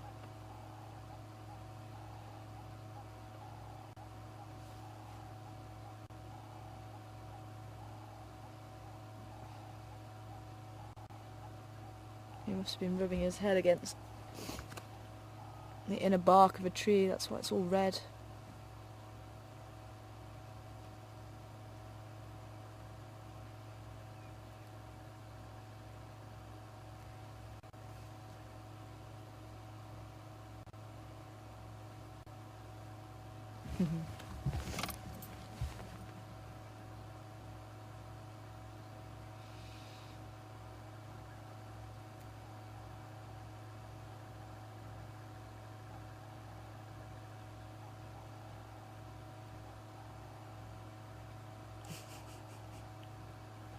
The boys are so peaceful.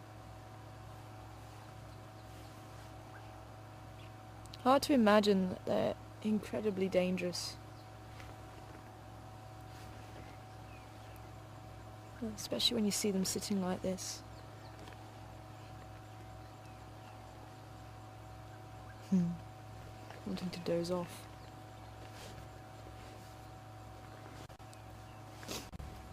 Sorry boys, I don't want to disturb you. Hoping turning the vehicle on won't. Nope.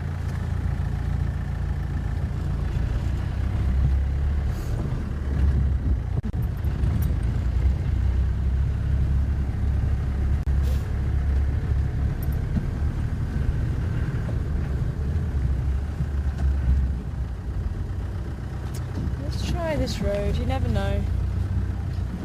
You'll never know.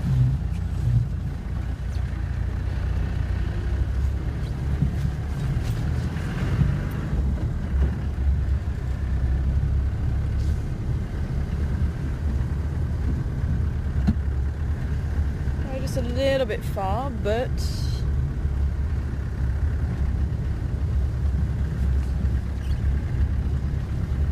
could be.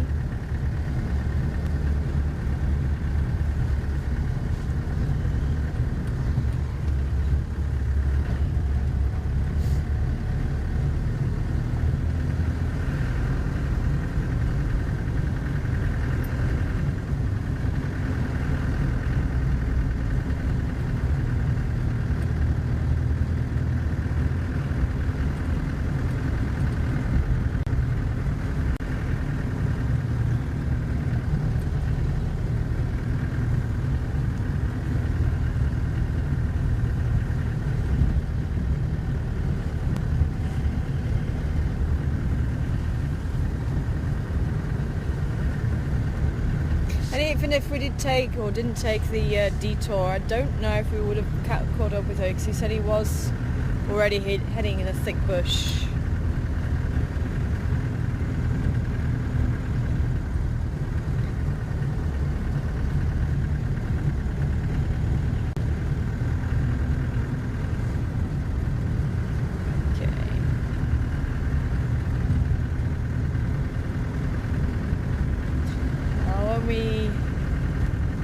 Stop again. Oh, so it is fairly open there. I'm just going to see, because if it is still fairly open this side,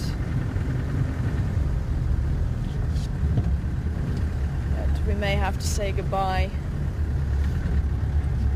It's still fine enough at the moment, I think.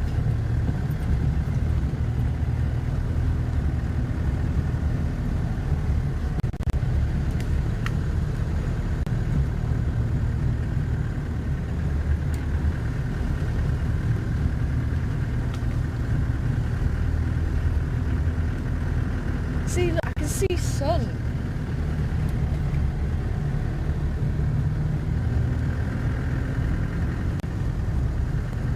And even blue sky up ahead.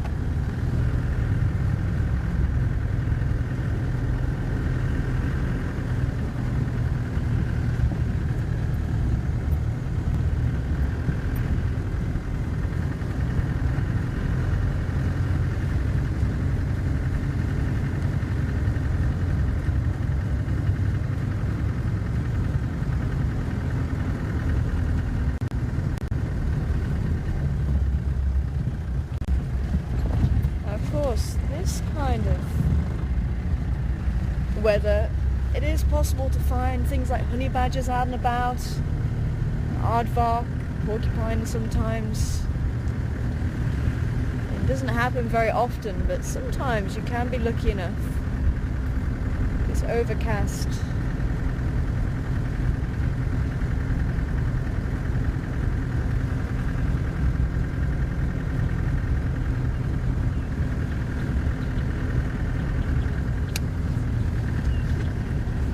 If any stations can copy me now, left the area where Phil lost Chavinzi, tried to relocate Lutu just north of Voyatella Access.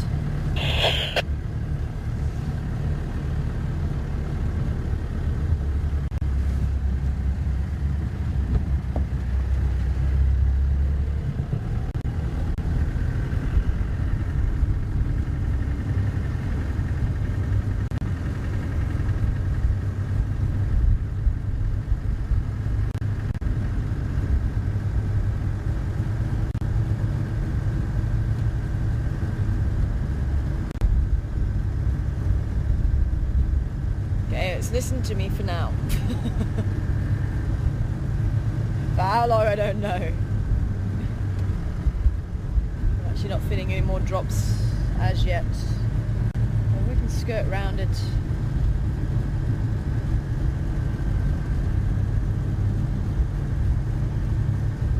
Sure, but that looks beautiful. Huge grey cloud and then that blue underneath and the fluffy white clouds below that.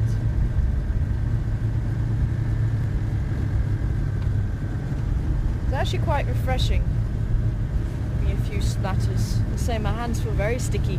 I'm actually picking up a lot of the steering wheel on my hands. Quite odd weather.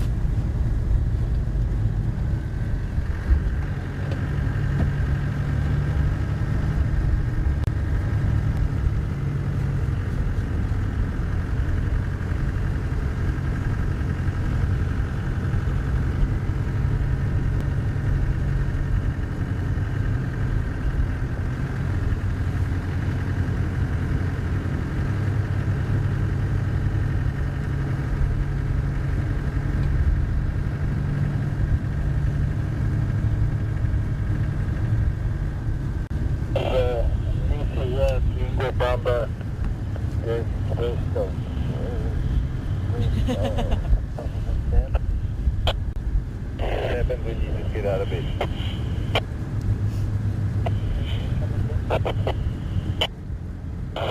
Good.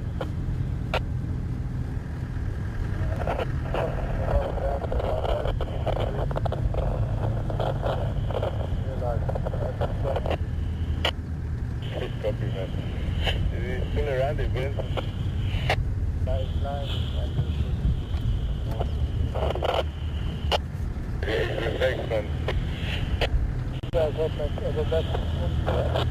Yeah, Ben's, he's pretty quiet, but sometimes down on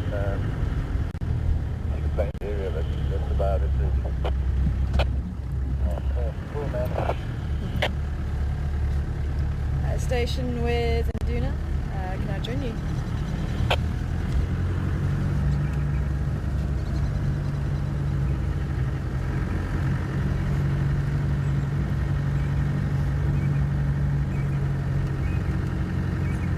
Good morning.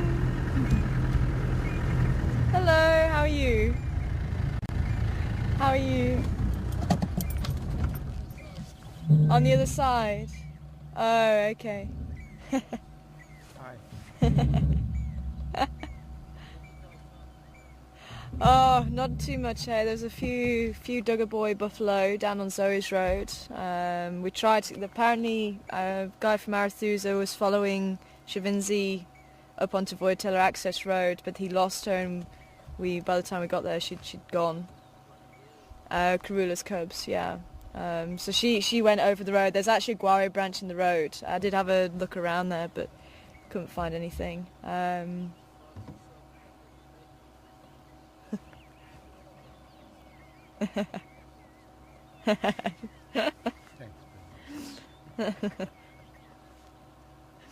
well. Oh, is that? Yeah. Okay, yeah, so we thought we'd try this little boy, see if he's visible. But, the hyena a bit further on. Yeah. Yeah, that was it. Yeah, we also had some hyena. Looked like they were following the scent of something, but we lost them in thick bush as well. Yeah, you too, hey?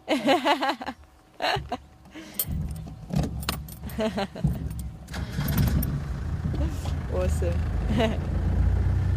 Nice to see you again.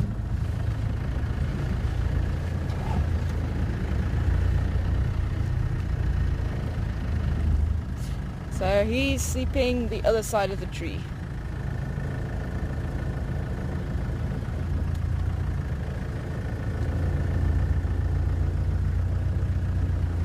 Actually, there's not much. Can you see if there's any more kill in there? Doesn't look like it. Oh, is that? Oh, there. Okay, I see it lying there. Not too much left. Yeah.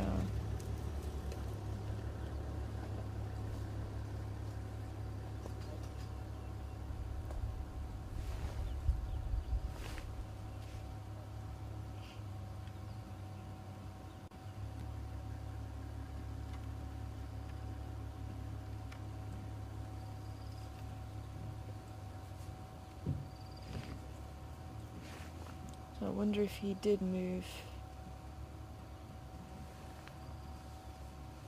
Or whether he's been there all morning.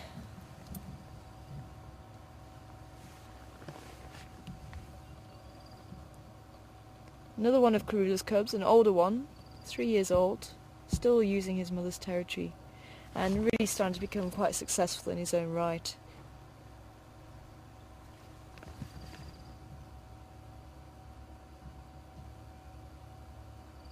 But maybe we should do a swing by Buffalo's Hook. Buffalo's Hook Dam, see if there's anything around there. Maybe come back up the drainage line.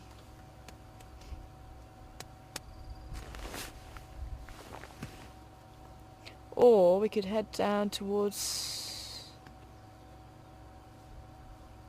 Actually no, we've already been down there. Okay. Well, we're swinging by anyway. I think we are swinging around the back of the shower. we should stay in the east. If we stay in the east, then hopefully we won't get wet. Stay out a bit longer.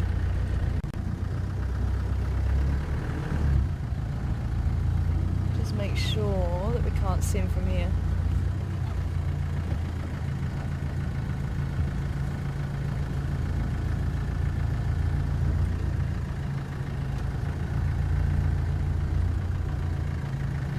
Well, maybe we'll make one more loop around. We'll swing by Buffers Hook Dam. Maybe in Nyala Road South. And maybe swing up past Parlour Plains.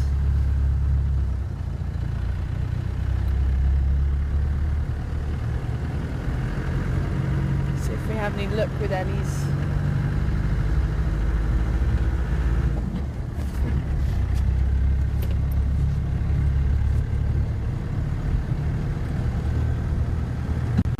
Let's try that. See, look, there's sun. Did listen to me.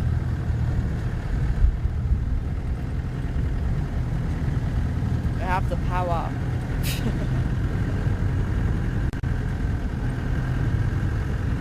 And actually, there's blue sky behind us.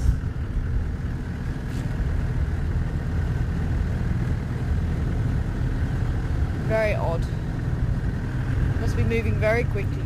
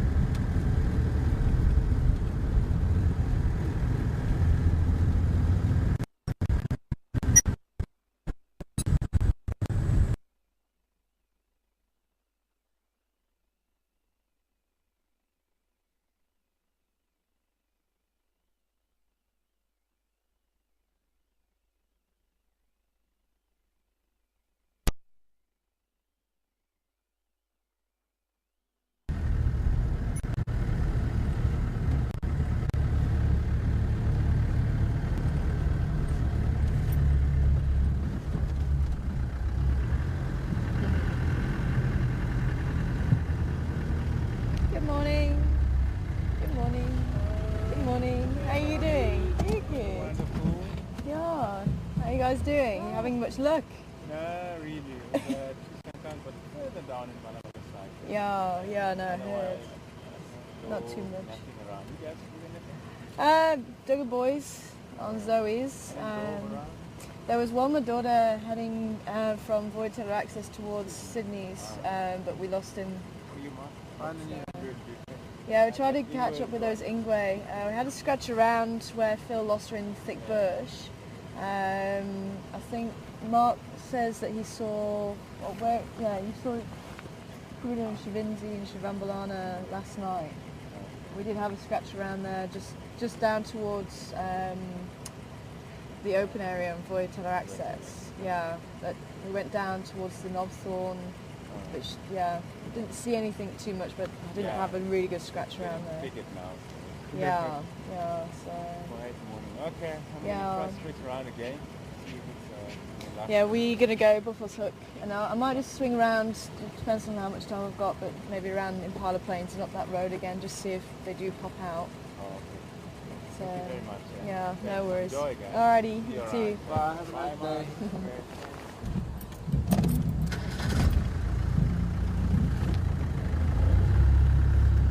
Ooh. It's been a while since we've seen one of these guys. Let me see if I can...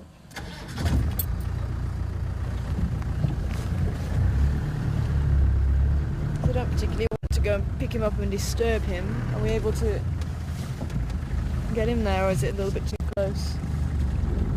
A bit too close. Are you able to maybe pass me the camera off? Stop. Okay. A giant millipede. Probably about half the size as what they can get. That's quite a small one.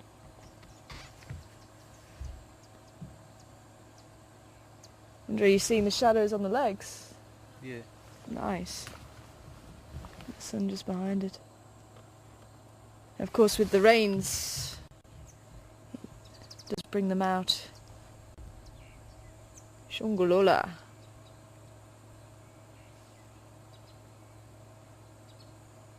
no, I can't see it anymore. Okay.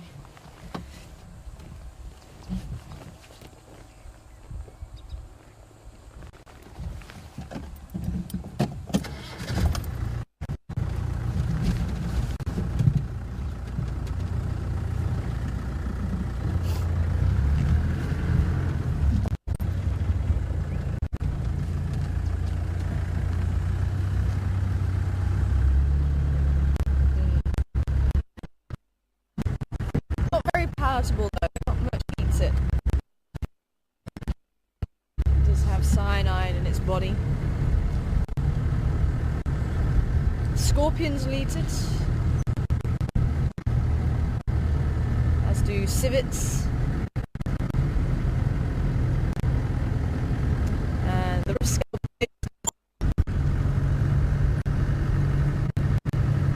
and apparently the water thickney also will eat millipedes. Very little else. Very little else. Oh, sure, he's a big warthog.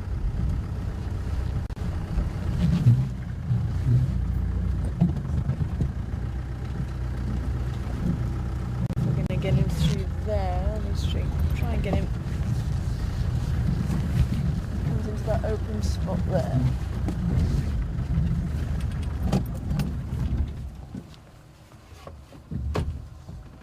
Sure. Huge teeth on that. Oh, weird.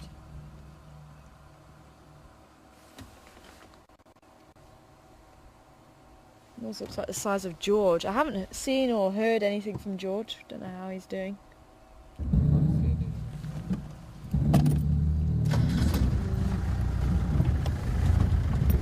Oh, this is crazy. The sun's coming out now. Look at all that blue sky. Amazing.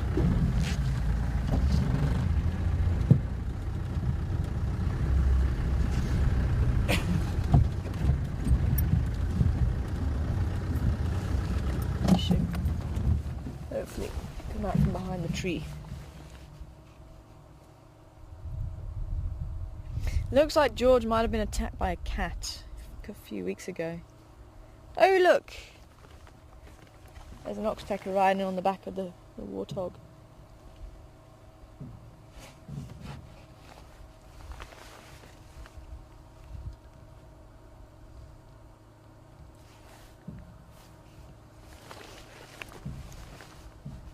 Yes, come this way. Almost looks like he's got a blonde mane.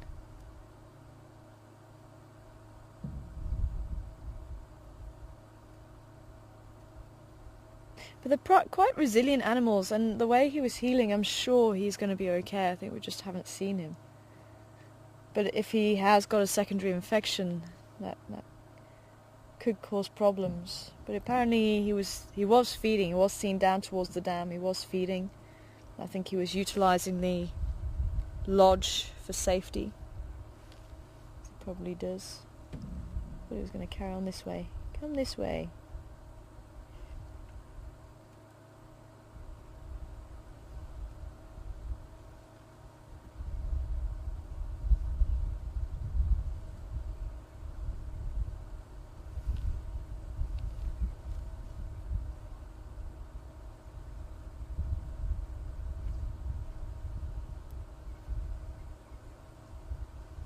It's that line from The Lion King. They call me Mr. Pig.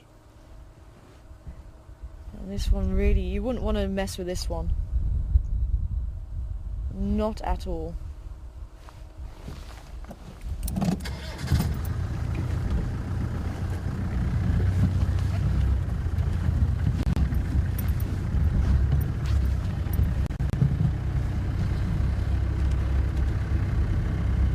Did you see him crossing the road? Oh, there he is. No.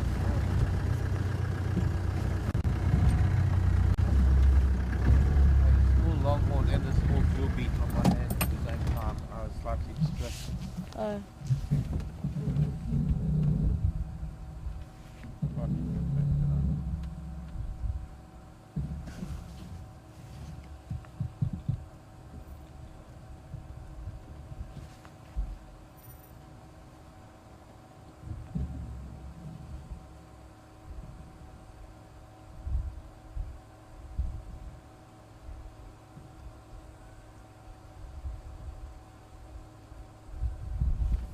Can you see him past the branches there? No, I mean the No. part of the Oh, pool okay. where he is. Oh, okay. I'll leave him to it then.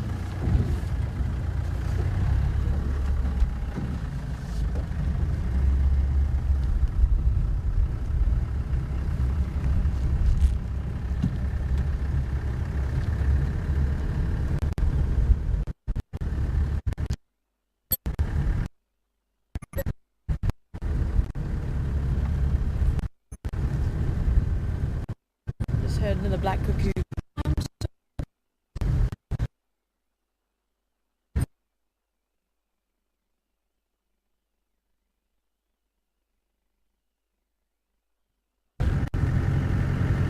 They seem to be dominating the morning chorus now. Well, slowly starting to dominate. Chirp.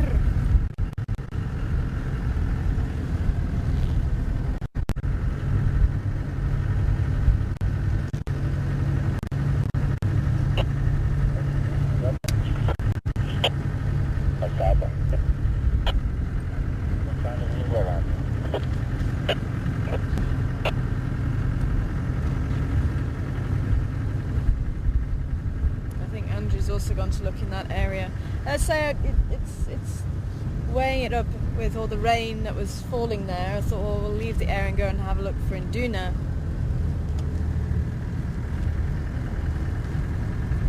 Unfortunately, Induna's not playing ball. But also, there wasn't too much else in the area there, so we'll see another look around here.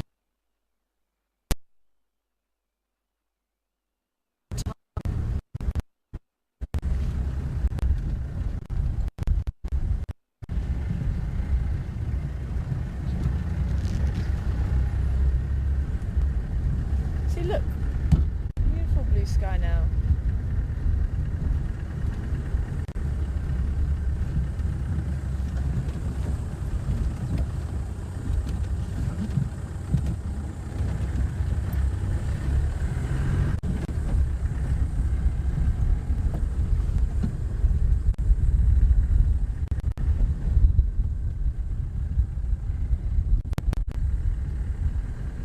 I think we can have another scratch around there later on this afternoon.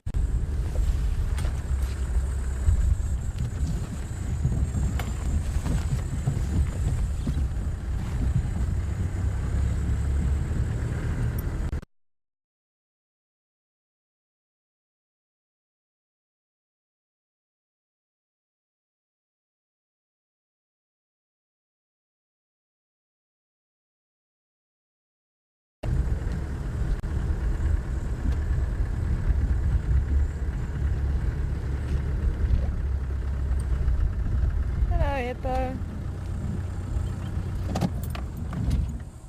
Tip, tip, tip. It doesn't sound like many people actually checked sort of inside Western Garry. They sort of did a lot of the edges, so I think we'll do Nyala Road. Just see if anything comes up there. Maybe having a look down towards Chelapan, just see if those hyenas have popped out or whether we see anything else there.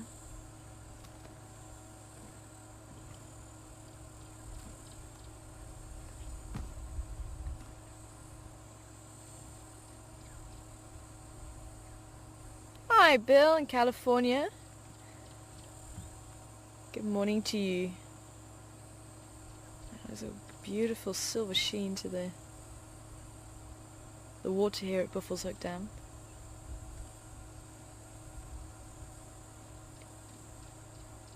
Bill wants to know if the warthog is related to domestic pigs.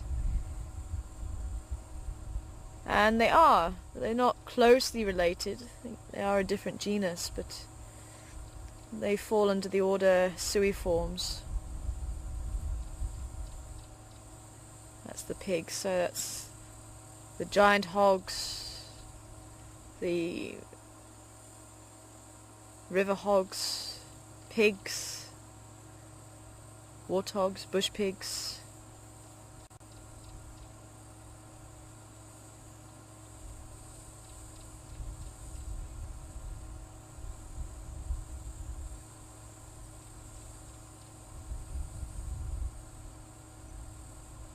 Feels like a completely different morning.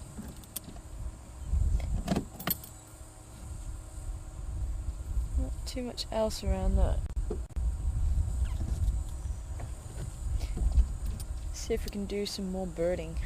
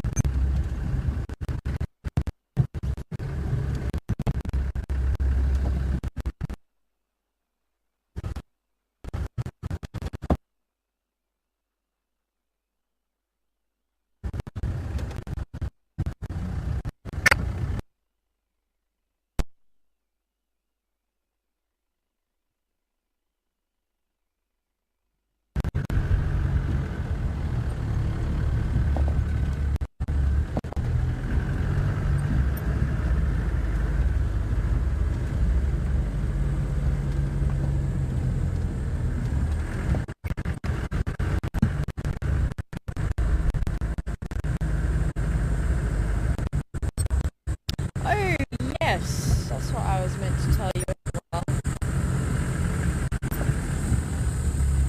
To find...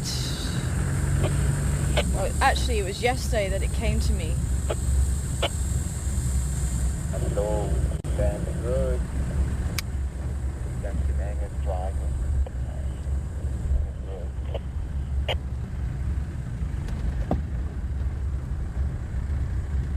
Even a dwarf mongoose colony would be nice to sit by. I haven't done that for a while. Just keep a lookout for one. But the ants, it came to me. Slender ants are what protect the camel thorn.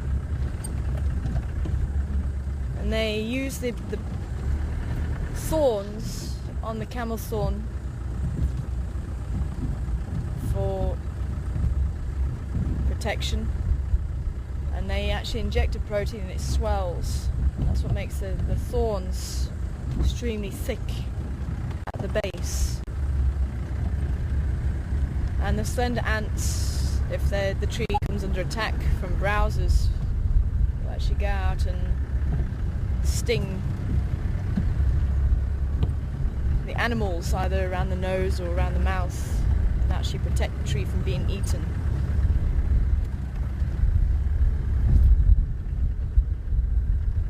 And in return, the tree provides a home for them. And they can make, I actually thought it was just the camel thorn, but when I was looking last night, it's actually a number of acacias.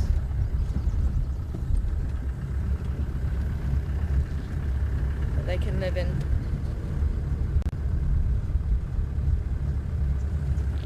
But I'm still not convinced that's what's going on with the little acacia we found by the hyena den. So I kept meaning to stop by it every time we drove past it. There was one thing or another that stopped me.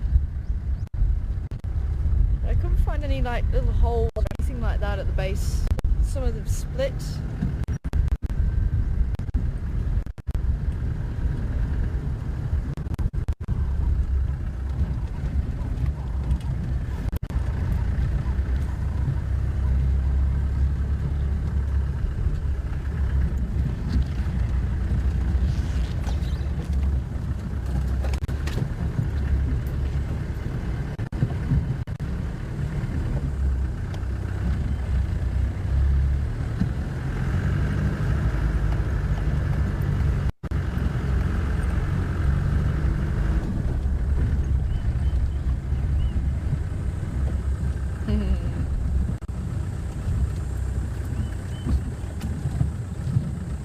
Morning.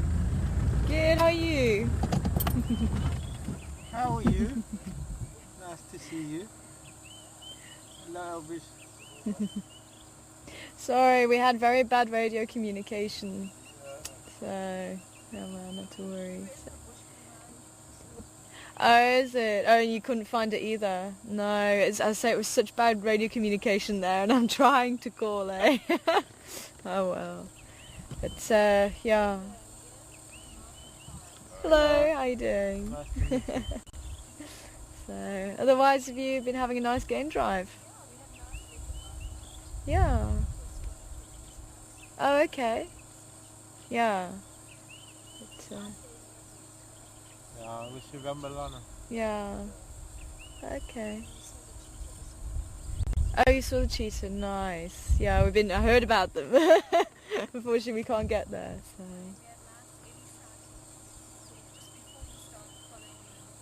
Yeah. Oh, the big male. Is it? Yeah. Unfortunately, we couldn't. Yeah, we couldn't follow. Yeah. You smell him. Yeah. We lost picture, so we had to leave it. Unfortunately. Oh well. No, we've still got a few minutes left, so I'm gonna try and head down towards the drainage line.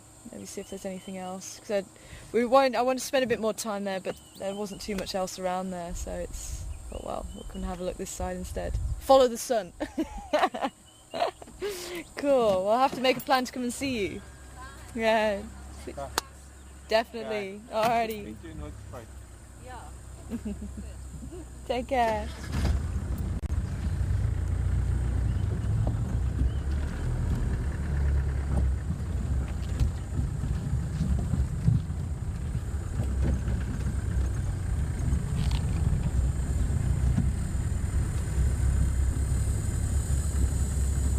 Elvis and one of the viewers, Janine, who we met in Hoedspruit for lunch one day. Good to see her.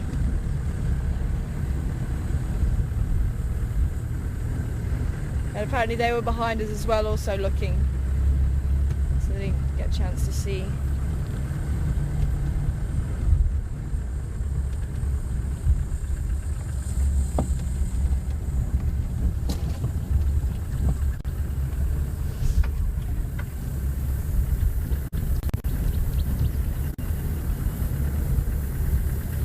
Hi Donna, good to hear from you over there in Nebraska. Wanting to know if I ever feared for my life while in the bush. How do you protect yourself if that situation ever occurs? I've never been in a situation where I have feared. I've had one or two situations where my heart skipped a beat, but yeah, the moments passed. So one of the biggest ones was we were out walking some guests, and we stood by a tree, and I was explaining to them about the tree, of a sudden, the herd of elephants it was quite a small herd. We only had the one herd on the reserve. And all of a sudden they popped out of the bush. And I'd seen the tracks, and the tracks had headed off east. But they came out of the bush from the west. And they must have done a loop at some stage, because I thought, well, the tracks don't look particularly fresh. Oh, definitely want him for an ID. The same one we saw here the last. You okay there? You get him. Okay, last ID for the morning. Oops.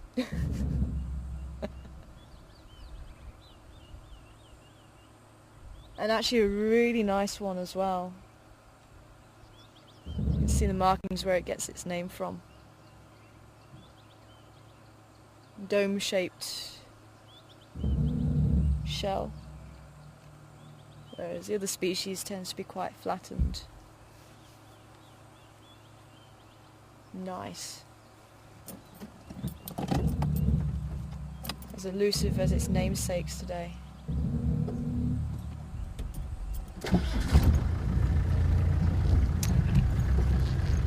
But yes, as I say,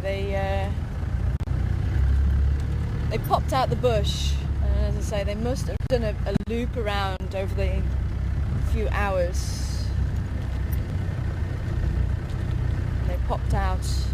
And they popped out, and it's almost as if they didn't realise that we were there, and it's almost as if they put on the brakes and went, oh, human, and I went, oh, elephant.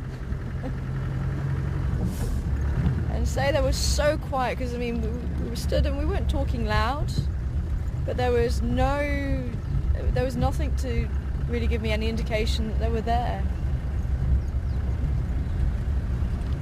There wasn't any wind.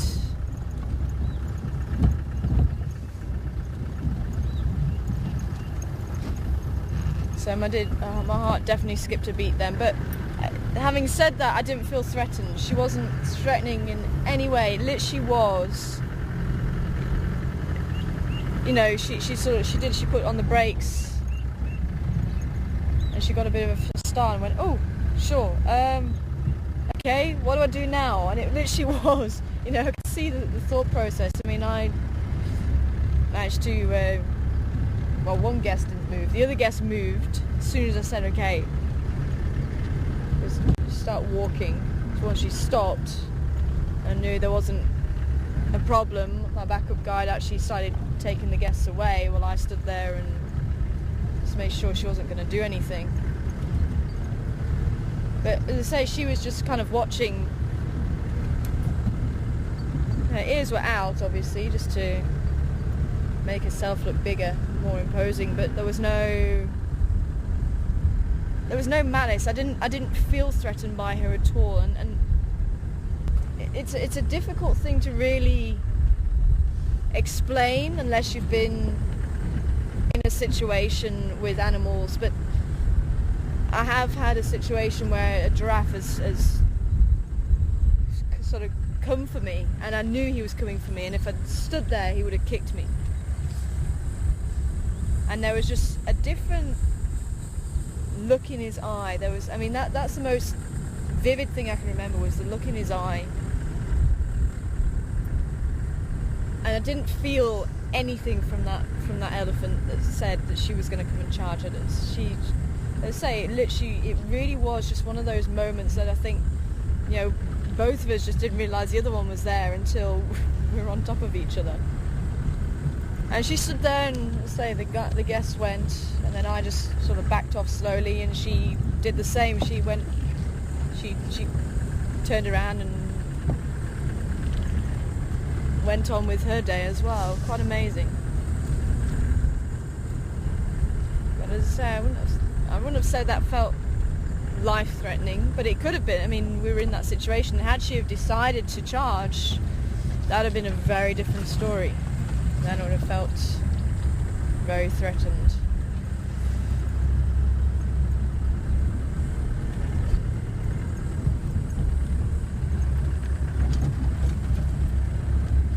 Cheryl, MJ. Yes. Hooray from Laura. Finally a leopard. Finally a leopard. A leopard tortoise. Its namesake. Wasn't through lack of trying, I can tell you. So I think there's some other guides there now trying to relocate. I'll say we could have maybe gone back that way, but then we would have missed the leopard tortoise.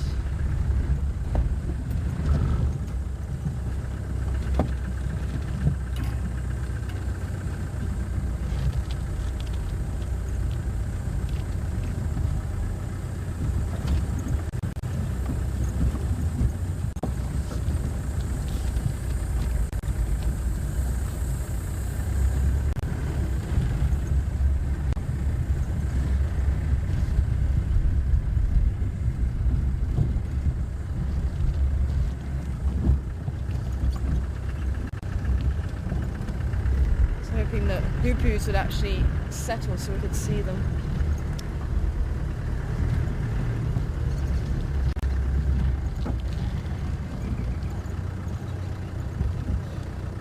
Hearing the cuckoos again. Oh, there they are in the tree. Able to get them from there, is it awkward? Oh, there's another tortoise in the riverbed. Oh yeah, very nice. See if we can go and have a look at him before he disappears into the bush.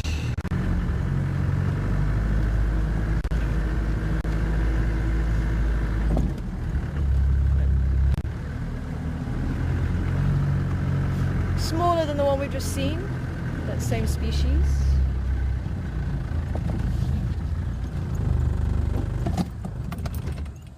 And you can see where the name comes from. Beautiful yellow carapace with the black spots. And as they get older, it does become dull.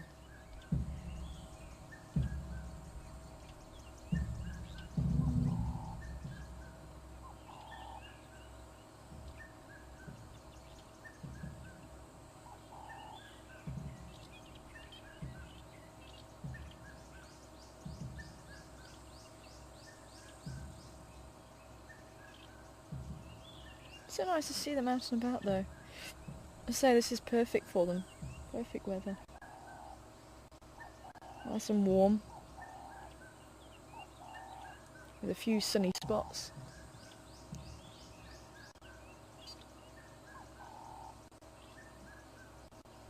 And towards the end of the rainy season, it'll be their breeding season.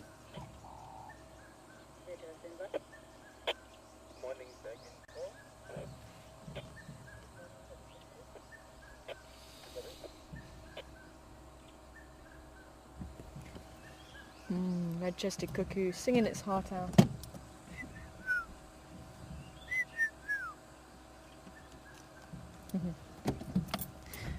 Okay.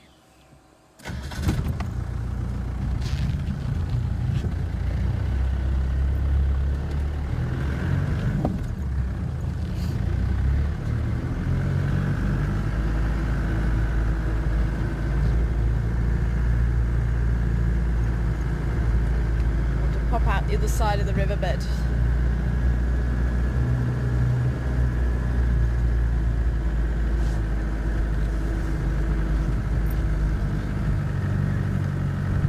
Still would love to know what scent those hyenas had.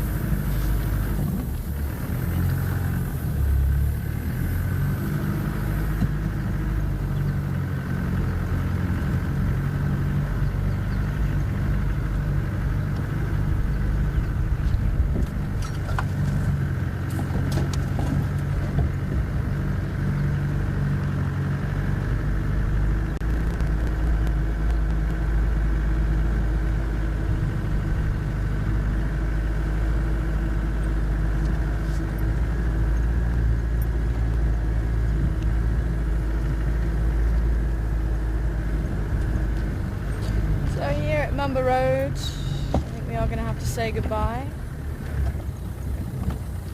I had high hopes this morning. High hopes. But unfortunately it wasn't meant to be. Unfortunately. So I'd love to know what happened with that lion. I really would love to.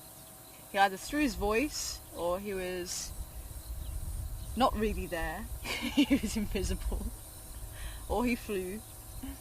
Or, as I say, his voice carried much further than what I thought. Something funny happened there though. But thank you very much for joining us. As I say, hopefully we can maybe try and find Karoo and the cubs again this afternoon. At least we have a good place to start off with. So let's see if we can have another scratch around there. And I'll keep my ear to the ground. Maybe someone might bump into them on Voyatella Access Road, because if they are moving over each side of the road, then there's a good chance that somebody will see them. And hopefully if we do get a chance to actually catch up with them, we might be able to find if Karoo did have a kill in that area, which it does sound very, very likely. But yes, hopefully you had a good time with us, and a few nice bird IDs at least, and at least leopard tortoise. Hope to see him. I can hear the classic cuckoo calling, Mikey, Mikey. Let's try and keep a lookout for him as well. But take care wherever you are in the world. My name's Tara, Mark's been on camera, and Nick has been back in final control. And Seb will be back this afternoon, and he's going to be here for a few days. So take care, and we'll see you again soon. Bye for now.